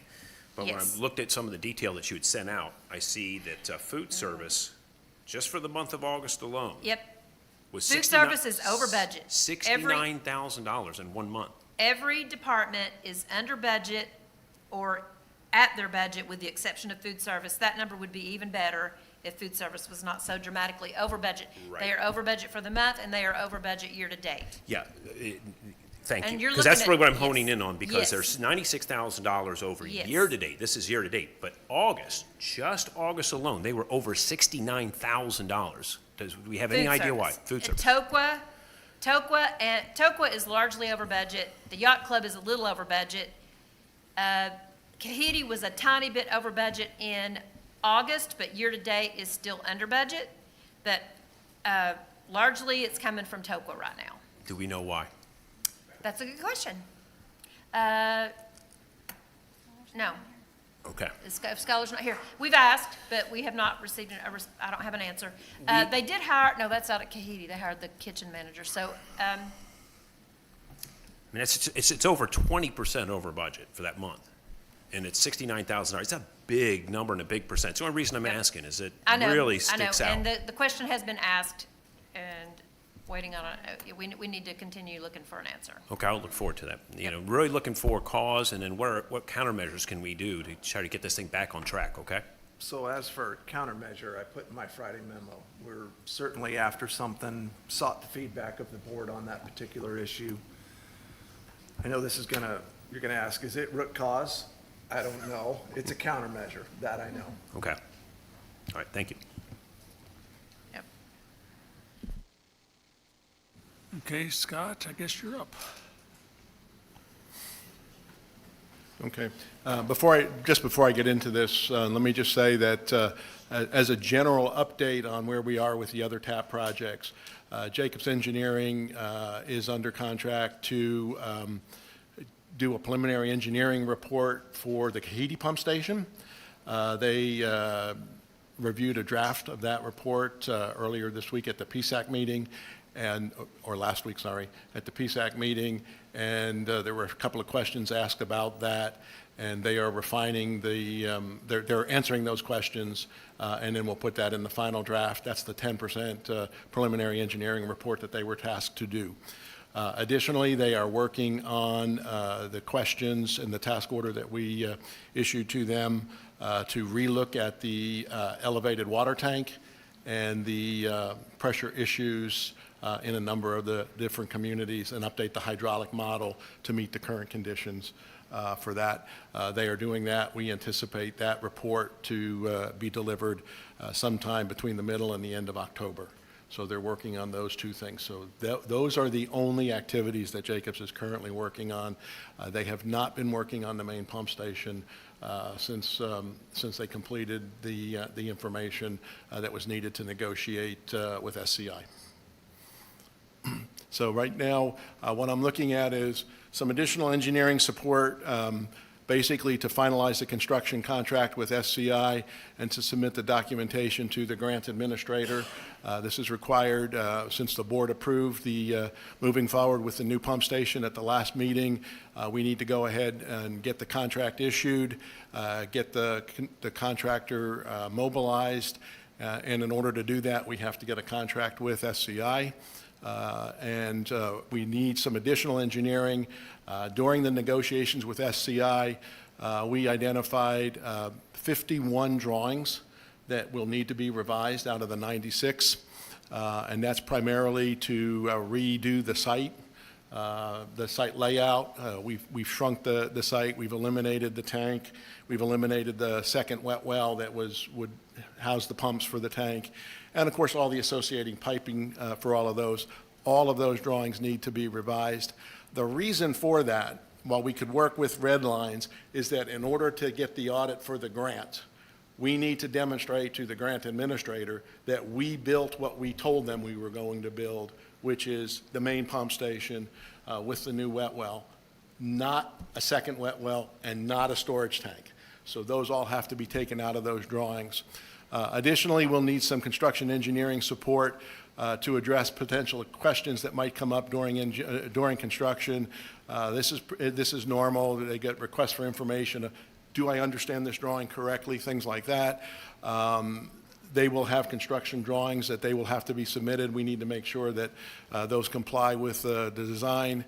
And should there be some change orders, we hope there won't be, because the plan is to, as we revise these drawings, to work with the contractor so that we can get his inputs into the drawing revisions. You know, we might want to put a line in this particular area. He might say, you know, if we move it over here about 3 feet and turn it at a 2 45s instead of a 90, it'll be a whole lot easier to build and a lot more effective. So we're looking to get all of that done. And then once we get those changes made, there needs to be some third-party construction engineering oversight and third-party inspections. Those are required, again, by the grant. So what I'd like to do is put all of those together.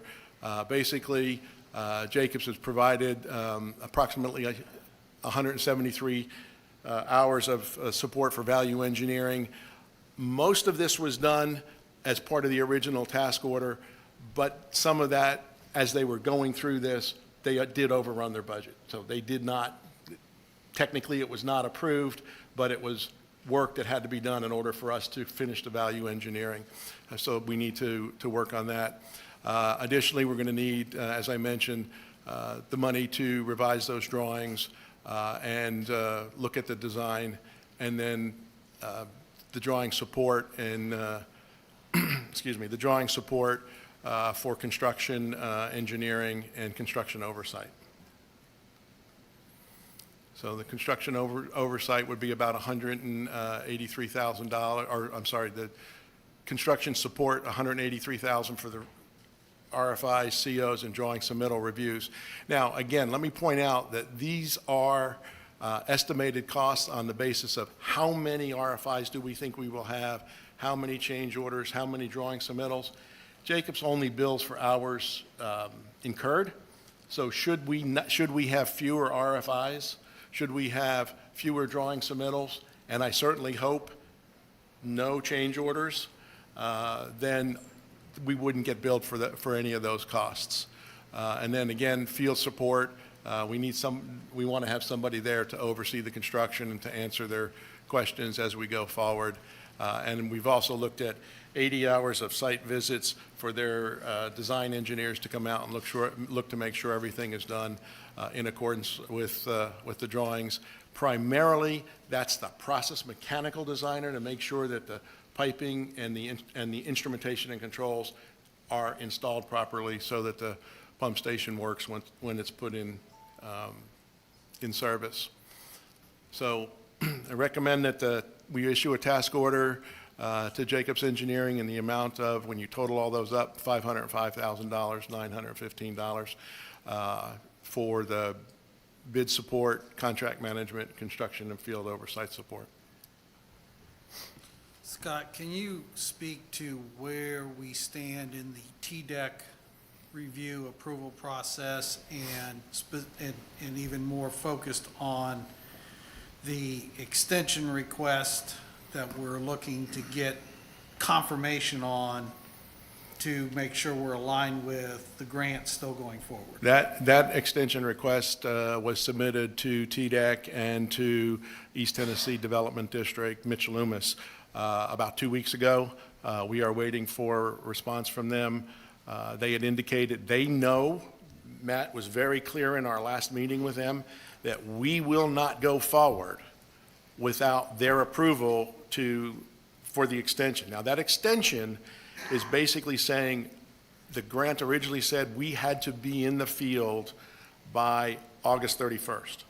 We asked for them to say October 1st. So we have asked for that extension. We are waiting for them. They know that we cannot sign this contract with SCI without that, because were they to deny that, then all of a sudden the grant goes away, and it's very likely that the board approval would go away if the grant went away. And verbally, you've had indications from TDEC of favorable approval of that. What you're waiting on is We're waiting on the official written notice. They have verbally said that they don't see any problem with that. They did ask for us to give them a construction schedule that gave them assurances that we would be complete and substantially complete with everything and ready to go into service. We have to be done by September 30th. We originally said we would probably be done by August. They said we want July. We went back with the contractor, and he gave us one where we will be substantially complete, tying in at the end of July with our tests, and then start up in early August with the new pump station. And then the only thing that would be on the schedule after that is installation of the surge tank, startup and testing of the emergency generator, the backup generator, And then, of course, site demolition and cleanup, because obviously we can't demolish the existing wet well and the existing building until we have the new equipment up and running. Okay. John, I'll make a motion that the board approve a task order to Jacobs Engineering, funding request the amount of $505,915 for main pump station support, contract management, construction, and field service support through the conclusion of the main pump station project. I'll second. Comments? Yeah. Scott, how much is this thing going to cost us? The construction contract is for $505.5 million, I'm sorry. That's between the purchases that we are making and the contract with SCI. And this is another 500,000. This is in accordance with the Tellico Village purchasing requirements. When we do construction projects, we do the engineering, and the engineering is funded outside, separate from the construction, and that's the way all of these projects are done.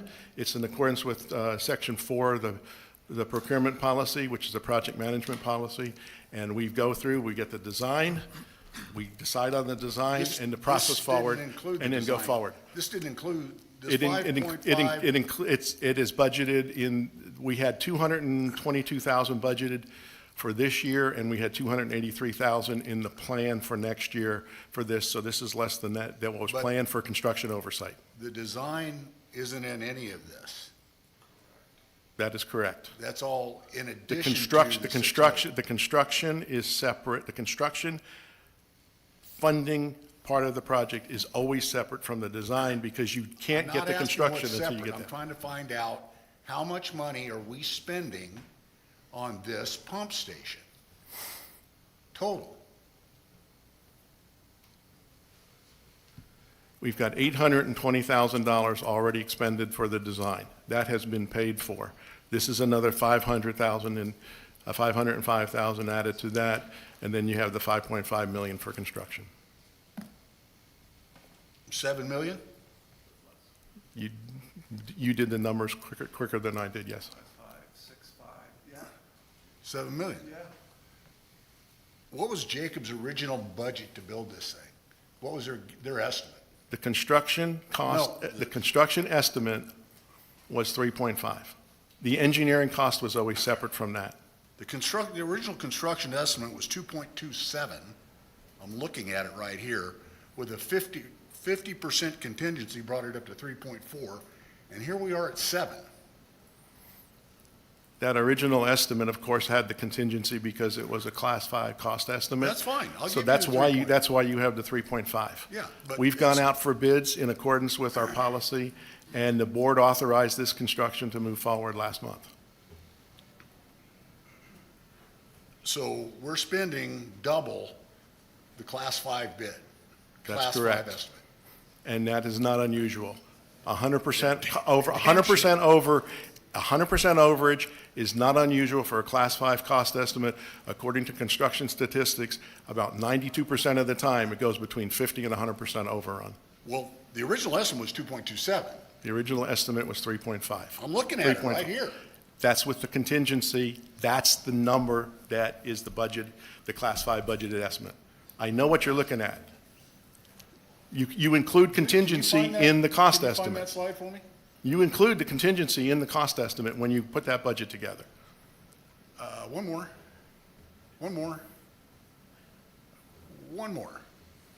Oh, go back. No, right there, that's it. There's base, 2.27. They put a 50% contingency on it, it's 3.4. That's correct. And now we're spending 7. That's correct.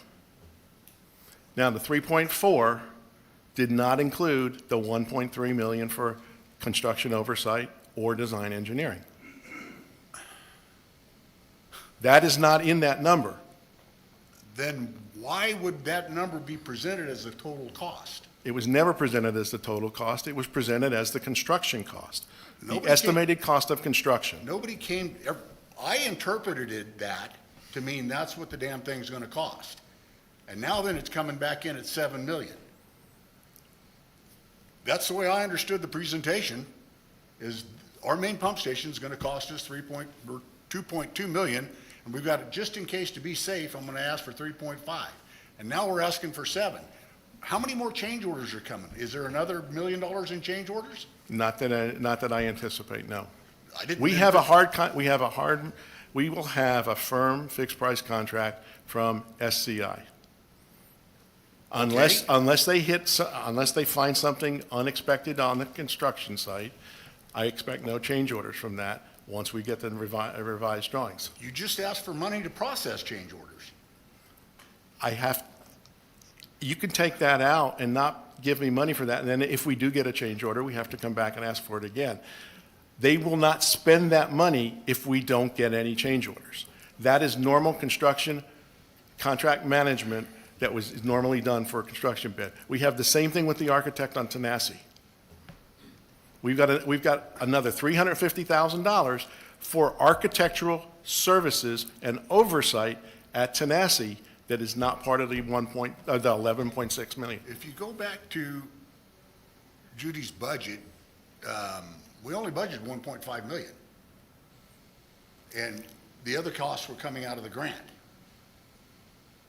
It was 1.4, yeah, go back to last month's slides and look at it. It was 1.46 or something. Can I elaborate a Help little me bit out on there. that? Sure. So we're asked when we put the budget together to identify a total cost for a component of the project. Call it design engineering, call it construction, call it construction observation. We are further asked to attempt to estimate how much you will spend in each month within every given fiscal year. So I budgeted what I estimated we would spend in 2025, knowing full well and recognizing that was a different project back then. I estimate what we will spend in 2025. You don't make the request in the budget for specifically what you intend to spend over the life of the project, or the construction observation in this case. So that's why it would appear in 2025, we missed by a long shot. But my point is, that's why you put what you think you'll spend in 2026 and what you think you will spend in 2027. It's just the way we budget. I could disagree with it to a great degree, but you fill in the template with what you think you'll spend in the year. And just because you're requesting it now, that money will spill over into 2026, and the budget will be there to cover that. I'm looking at the numbers that are up there on that board. The base estimate was 2.27 million for the main lift station upgrade. 50% contingency, and I'll give you that. Hell, I'll give you 100%. That still only gets us to 4.4. I understand. Maybe perhaps I was answering a different question. You're asking about the cost estimate. Scott has answered that to the best of his ability. I thought you were asking what we budgeted for this specific request. I'm talking about that number right there. I get what you're saying now. And now you're asking for 7. I'm a hard no, I'll tell you that right now. If I may, I think, Mike, the number that she showed last month was 1.66 million. Correct. And then we were asking for 5.5, something like that. That's correct.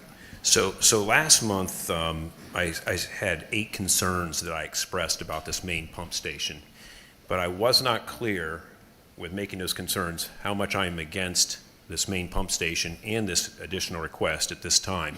And I'm going to give you my top 5 reasons, and then I'm going to just briefly explain those top 5 reasons. My first reason is just what Mike's talking about. This thing's coming in about 4 times over budget. We had 1.66 million, we're talking 6.8 million. That's over 4 times greater than the budget. The second one is it does not prevent the overflow. The third, it's our design parameters changed. The fourth, it does not follow our procurement procedures. And the fifth, it directly relates to our 211% water markup. So let me just talk about each one of those briefly. So in regards to the over budget, I think we've hit that pretty hard, right? We had 1.66, we come in at 5.5, now it's looking like 6.8. Joel, can I stop you for a second? I have the floor, Mike. I understand, Robert's rules. But Robert's rules, Mike. all I want to say is that was never in a POA budget. What you're pulling from is a Jacobs report. No. Different than a budget. No, I'm number. coming up from the capital request said 1.66 was our budget for the main pump station. But when So you you can go back and refer- show that. This is what's up on the screen is a Jacobs. No, I'm number. not talking to that one. Okay. Just to be clear, that's okay. Okay. I do want you to have a chance to talk. I don't want to cut you off, Mike. Okay. So where I came from, if you were that far over budget, if I had a budget for 1.66 million and I came in at around 6.8 million, they'd say go back to the drawing board. Try again. There's no way. Second one, it does not prevent overflow. This thing is 60% smaller. We're going from 22,000 gallon wet well to 9,000.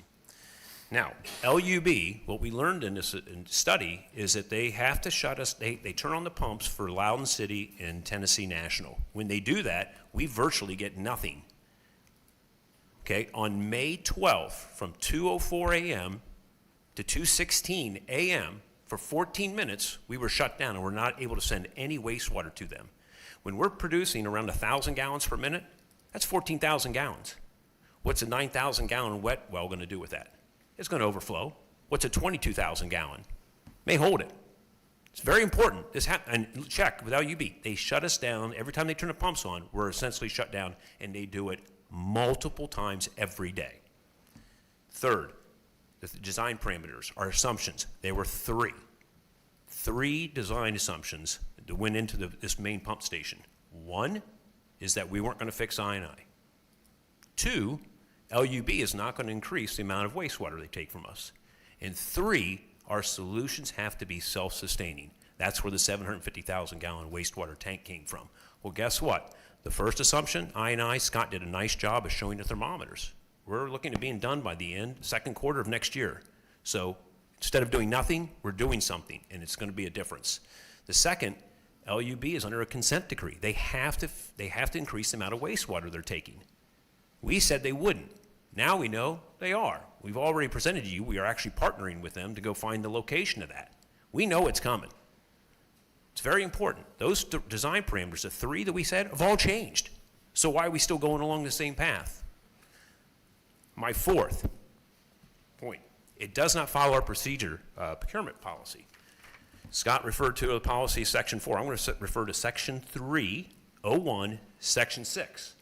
It says, at least 3 vendors will be identified to receive requests for quotes or invitations for bid. We haven't done that. We're spending a significant amount of money, and we're only talking to Jacobs. It's not following our policies, especially when we're talking about the dollar amounts. Fifth, oh, Mike, almost done. It directly equates to 200%, 11% water markup. Now, for all of you out there who have been very concerned about our water cost, this is directly related to it. When we talk about TAP and new water tanks, new pump stations, the money that we're collecting, we're marking up the water, is going to feed that. If we can find a better solution for repairing versus just new, we can reduce your water rates. So when you see people supporting this new, I want you to start thinking about the fact that that new equals $13 per 1,000 gallons for your water. If we find a less expensive solution, Tellico Village can be green again. We lower our water cost and people can start irrigating again. But let me just tell you a couple things. Hot Springs Village, we talked to them about our sister community that was on Phil's presentation, the Cooper community. They're 14 years older. They had the same company that put in their water sewer system, CCI, Cooper Communities Incorporated. They're not replacing their tanks. Their main pump station, the Cortez one, same main pump station as ours, pretty much same design. They just lined it 3 years ago, and they're putting new pumps in this month. And it's 14 years older. We're told we have to replace it because it's 40 years old. Theirs is 54, and they're still investing in it with no plans to have to replace it. Their water cost is less than half of ours. And they process the wastewater and they manufacture water too. We just distribute it. LUB manufactures and processes it. So they have much more overhead than us, and they're charging $6 per 1,000 gallons. How are they able to do that? And as we already know, and what you may not know, Scott referenced last week's PSAC meeting. They talked about the Kahidi main pump station, 15 years newer. What did Jacob say? We need to replace it. So we're saying we have to replace the main pump station because it's 40 years old. We got one that's 15 years newer, and what do they come back with? You got to replace it because the rehab cost is about the same. But did they do any rehab costs? Did they do a real analysis of it? We need some new quotes. Now, what you may not know is that Matt, to his credit, has sent RFQs to other engineering companies, local engineering companies, and we've gotten some response back. I think what we should be doing is engaging them to come in and first look at the main pump station and say, what is the real status of this thing? We want some different opinions. Let's see if it really needs to be replaced or can it be repaired or rehabbed. And second, move on to Kahidi. Do the same thing. Because the fact that they went ahead and said, we need to do Kahidi, just blew my mind. Replace the whole thing. 15 years newer than the main pump station, and we've got to get rid of it. I'm not buying. I'm hard no against this. Not only this, but I want us to go back and consider just canceling the whole thing. We need to go back to the drawing board. 4 times over the budget?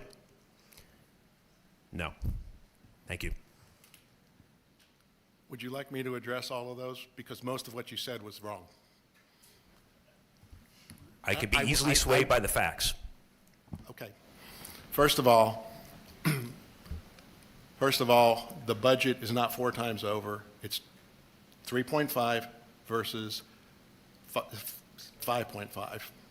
Because that's the construction budget. That's the construction budget that was originally budgeted and was originally part of the TAP project's requests. The fact that it's coming in at 5.5, agreed. We've had a lot of changes since that budget was put together.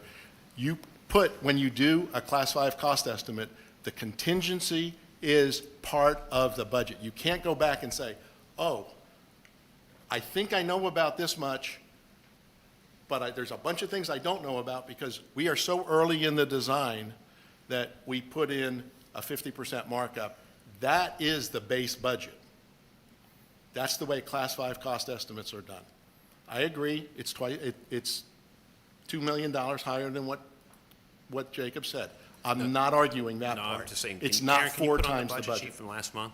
Do you have that? It shows what our budget was, the planned budget, and then the actual. So last month it said 1.66 million, and we're going to. Yes. Yeah. Yeah, if you wouldn't mind putting that up, please, because that's our actual budget. Okay. Secondly, the 3 assumptions that you pointed out that we weren't going there. First of all, initially, when Jacobs Engineering approached LUB and said, we are looking at doing a new project in Tellico Village in order to address our wastewater flow to you. We need to know what our limits are and what changes might be made so that we know how to design a new pump station with the new flows. LUB said, we are sorry, we cannot tell you. The reason why they said that was they knew that they were getting a consent decree. They did not know what was going to be in that consent decree. Therefore, they said, we can't tell you what we're going to do because we don't know what the state is going to tell us to do. So therefore, the board at the time said, you need to figure out how to address our wastewater problems, not knowing what LUB was going to do. All of a sudden, we found out LUB was going to put in another line underneath the lake to be able to handle additional wastewater from us. Jacobs changed their design at that time to incorporate that. We went from 2 wet wells and a storage tank, and our pumps, the main pump station pumps, were going to pump 550 gallons per minute each for the 1,100 limit that they have on us now. When LUB said we will take more, we were able to then eliminate the tank and eliminate the overflow wet well, but we had to increase the pump sizes to 750 gallons a minute. So they went up for that design. The fact that the wet well volume is less is not a 60% reduction in capacity. We are actually at a 38% increase in capacity because we now have 1,500 gallons a minute as opposed to 1,100 gallons a minute pump. The 14-minute retention time, or the 14,000, that 22,000 gallons of volume in our existing wet wells, it is half full at all times because the minimum capacity, there's always 5 foot of waste in there. And I mentioned that at the last PSAC meeting. Therefore, we have less than 7 minutes of time to go in there and do anything. Additionally, should we have a problem at that main pump station, not only can we not enter the building, we can't do anything to repair it or to take any actions to, whether we have to dig if we have a force main problem or anything else, because we have to wait for locate. We need 2 to 3 hours for an emergency locate for them to come out, for our people to do anything, to take any precautions. So you're wrong when you say we've got a smaller capacity of the main pump station. We've got a 35 to 40% larger, 1,500 divided by 1,100. Additionally, at current flow rates, everybody says, well, the 1,500 is build out. At current flow rates, with the INI, Jacobs has measured 1,250 gallons a minute. Our 2 pumps today combined can only pump 11. So if we have a problem, we don't have that. Scott. One last thing, wait a minute, one last thing, Joel. The Kahidi pump station, one of the reasons why we lined it 8 years ago was because we had water leaking into the wet well. So the lining was to protect the wet well from intrusion of water and additional damage. That's why Jacobs made that recommendation. And as far as Hot Springs, the 2 pump stations that have similar chemical compositions of their waste that went into their wet wells, they replaced with fiberglass tanks. So they did replace the ones that are just like our main pump station. They have 56. They replaced the 2 that have the same, just like us. I can show you the email. One was replaced, the other came afterwards. It wasn't even part of their original inventory. But you know, there's a lot of things you said, and we don't need to bother these people with that, but there's a lot of things. I mean, you're talking 9,000 gallons versus 22,000 gallon wet well. I don't care how you want to slice it or dice it, whose level of tank, at all times. But the pumps, I mean, we bought these new pumps 8 years ago, 148 horsepower each, and then we turned around and trimmed the impellers so they could only produce 780 gallons.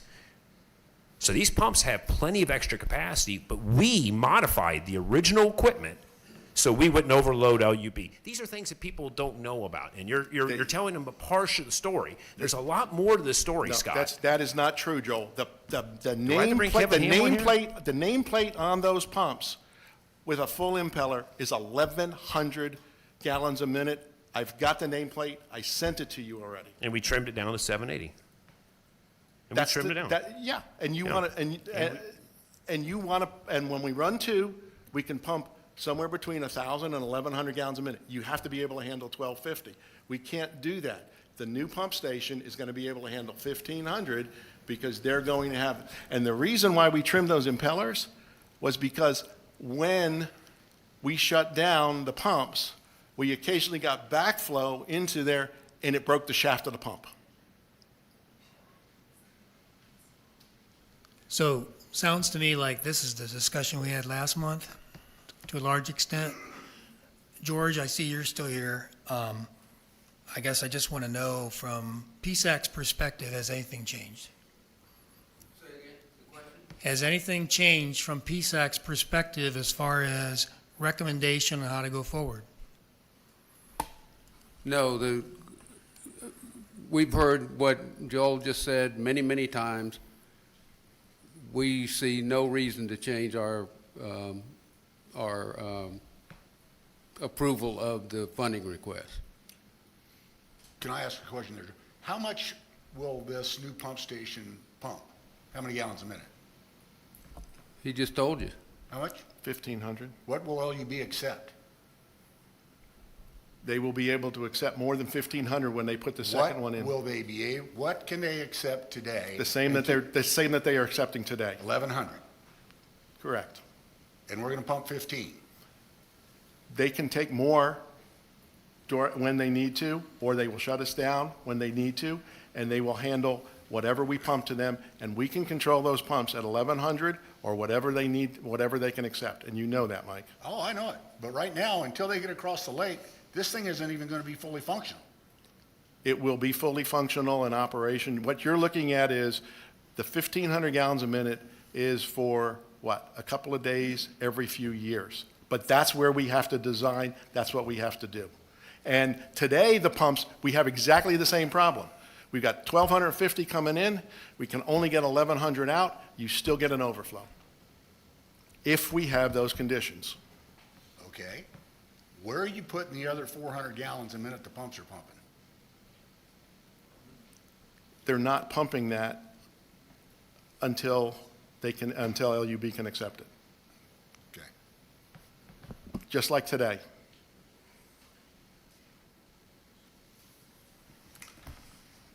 John, I'd like to offer some perspective here. Yep.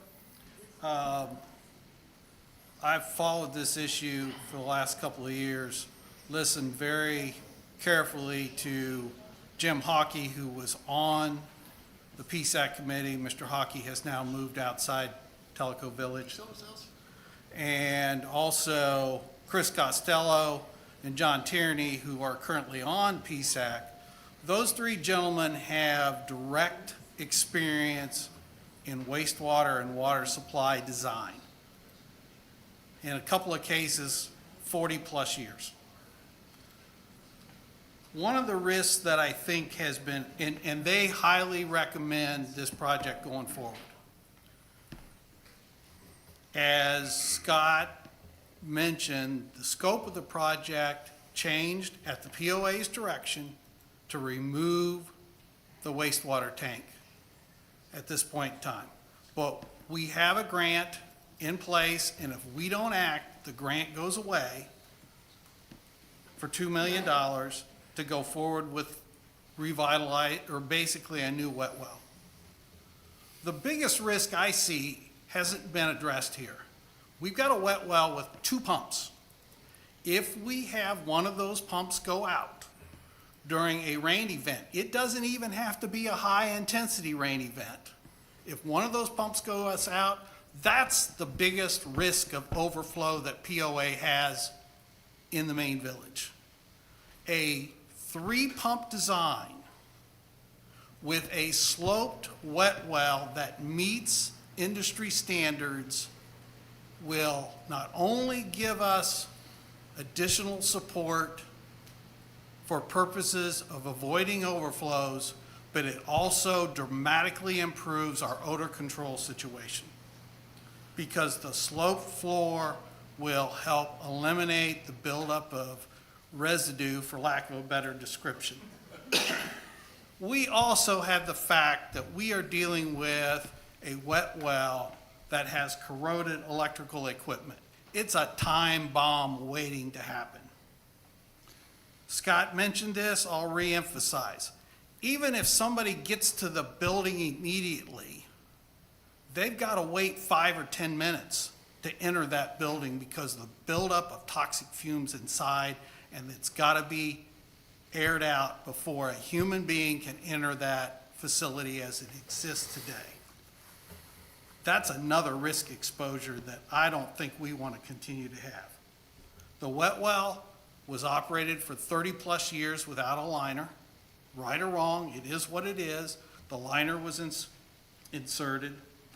We've got a shut-off valve, at least one, maybe more, in this wet well right now that will not operate, or that, at a minimum, our own personnel do not have confidence that they even want to touch.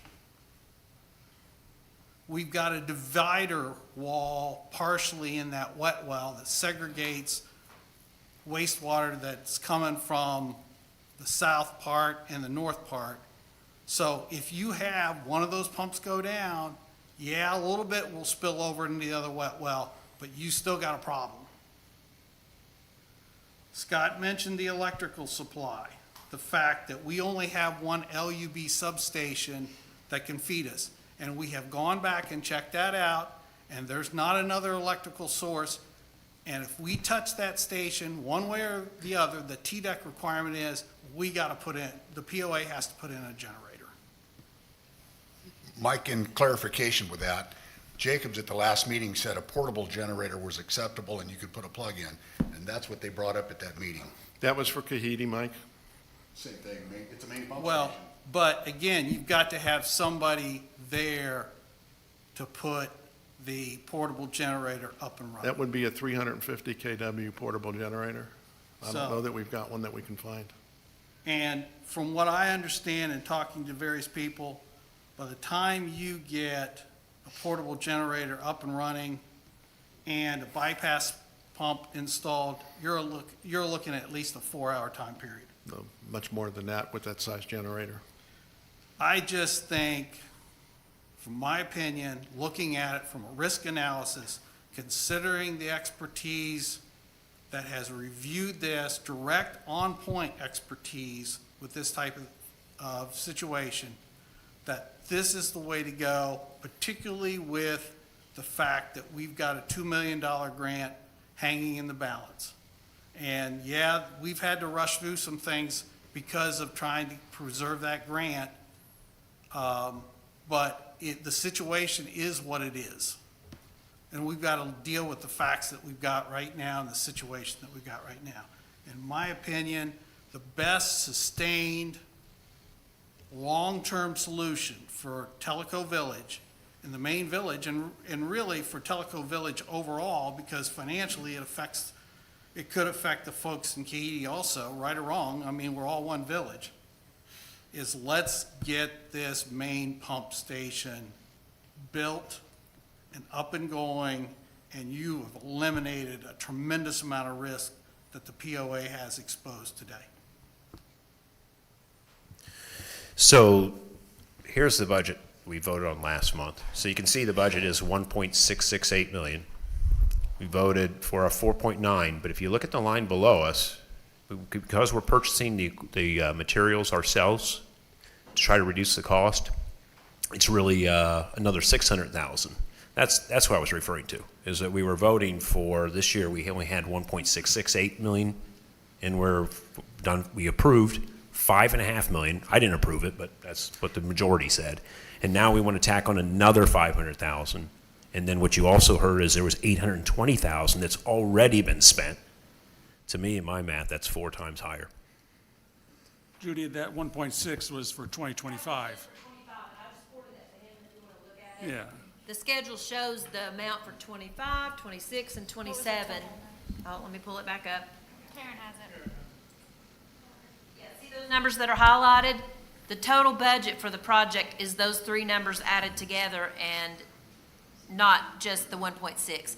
And again, just because we're asking for it to be approved now, no way that amount is going to be all spent in 2025. It's going to bleed over into that 2026 budgeted amount in any event, and the total project will continue to be budgeted at what they expect it to be. When we do the 26 budget, you'll see similar numbers. Anything that doesn't get spent in 25 will carry over to 26, and it could be expected to be completed in 26, and then whatever's going to be left will flow over to 27. And that's includes the wastewater tank? That is the main Which pump station. Which we know is no longer. And the storage tank, And yes. Mike, to your point, I'm not talking about this time bomb leaving alone. I'm talking about bringing in other engineering companies. We need to follow our own policies. We need to get some other quotes on this. Wait a minute, let's distinguish on that, because you got 2 separate things here. You got engineering services and you got construction services. The POA went out for the construction services, Scott, correct me if I'm wrong, and we did a bid process. We had at least 4 firms come in and review the RFP. Only 1 firm chose to bid on the project. Correct. Anything incorrect with that? Okay, so we follow the procurement policy. The engineering services is separate. SCI is separate from Jacobs. What we hired Jacobs to do was, first of all, study and give us design on the project. Jacobs isn't constructing, they're overseeing and making sure, verifying the construction work is done in accordance with the drawing plans. But those two things are separate. Yeah, and I agree with you.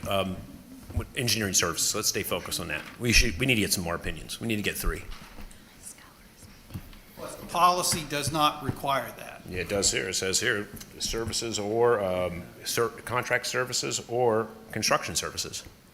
But We that's not, we solicited 4, and then if you go down to the next one, it says if you only get 1 or 2 bids, you can negotiate with those 1 or 2 bidders. You're talking about SCI, I'm talking about Jacobs. Okay.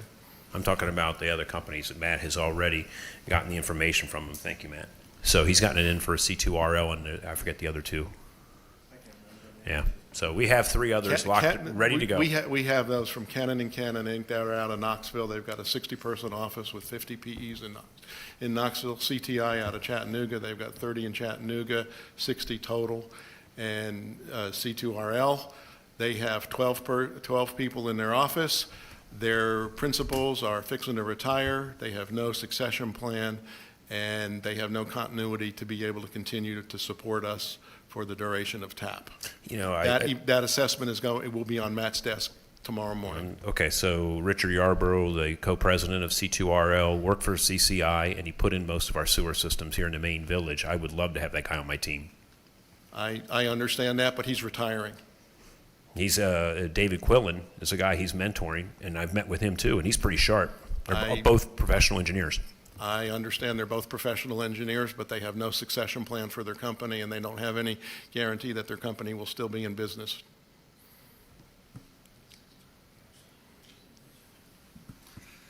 Okay.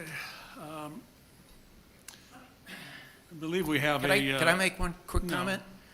Is that, Scott, you were saying that Jacobs hasn't started revising these drawings. You've got, I don't know, how many, 50 or 60 drawings that have to be revised? Something that PSAC hasn't seen yet? And they PSAC voted on it and said it's an approved and good design, is that true? The design is not changing. The layout of the equipment and all, the Yes, layout of the design facilities is changing because you're changing drawings. That's the only reason you change drawings is because the design's changed. So you're updating the drawings, call it whatever you want, but you're making all these changes. And you said the construction has to start by the end of the month, October 1st. That's less than 2 weeks away. And Jacobs is going to spend how many dollars to revise those drawings in less than 2 weeks and have them submitted as part of the contract with SCI? That's all I'm saying. October 30th, Gary. October 30th, not September. October 30th. October 30th? Still.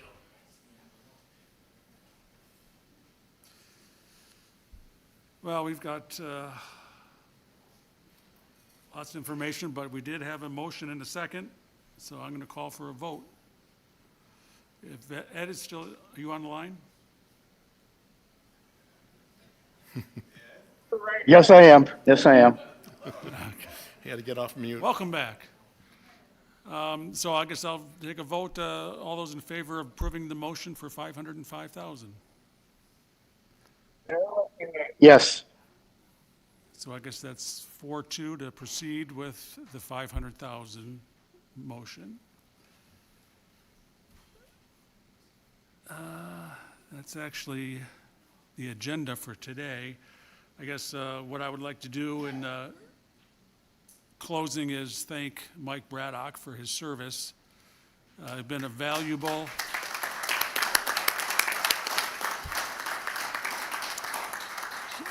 very valuable asset. His attention to detail is second to none.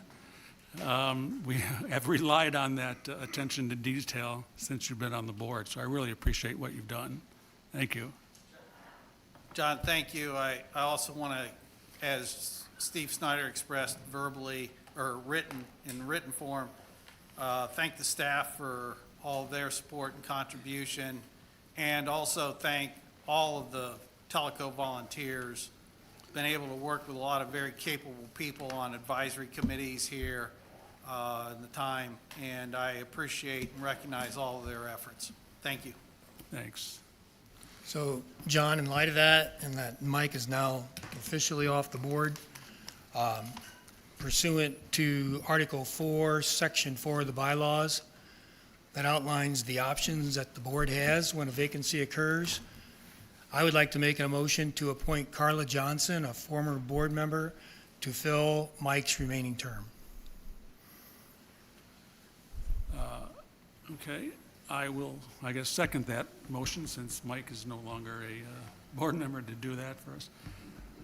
Any comments to that motion? Yeah, I know that there wasn't an official survey done, but I do know that somebody put something out there, and it seemed to be that 3-to-1, because I think there's 3 options on how to fill this, right? 2 board appointed and 1 could be elected in on a special election. And 3-to-1, people answered back they want to elect the person to fill the remainder of Mike's term. Seeing that I think we would do what the people want. I think we should have a special election for somebody to fill Mike's position. I don't think we should be appointing. So, I guess I never saw that survey. It was somebody next door. Yeah, they put it out Oh, there. next door. So now we're going to have next door drive what we do? I said it wasn't an official, but I think what you got is you do seem to have a number of the residents that would like to have a say in who's there. I don't think. Well, I mean, they've got a say on 3 board members, and there's been precedent. In fact, there's never been a precedent that it's been voted on for a replacement. Every time it's come up, it's always been an appointment. I checked that. So I guess, the time and expense to do that, and plus you've already got 3 new people coming in. Do you really want a 4th new person with 0 experience on the board? We've got the opportunity, and we're fortunate that a former board member actually volunteered to come back. So there's no ramp time for this person.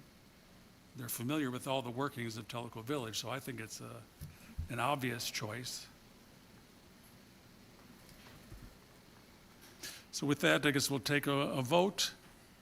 All those in favor of appointing Carla Johnson to the remaining term of Mike Braddock? Yes. I guess 3-2. And then with that, that concludes the meeting for today.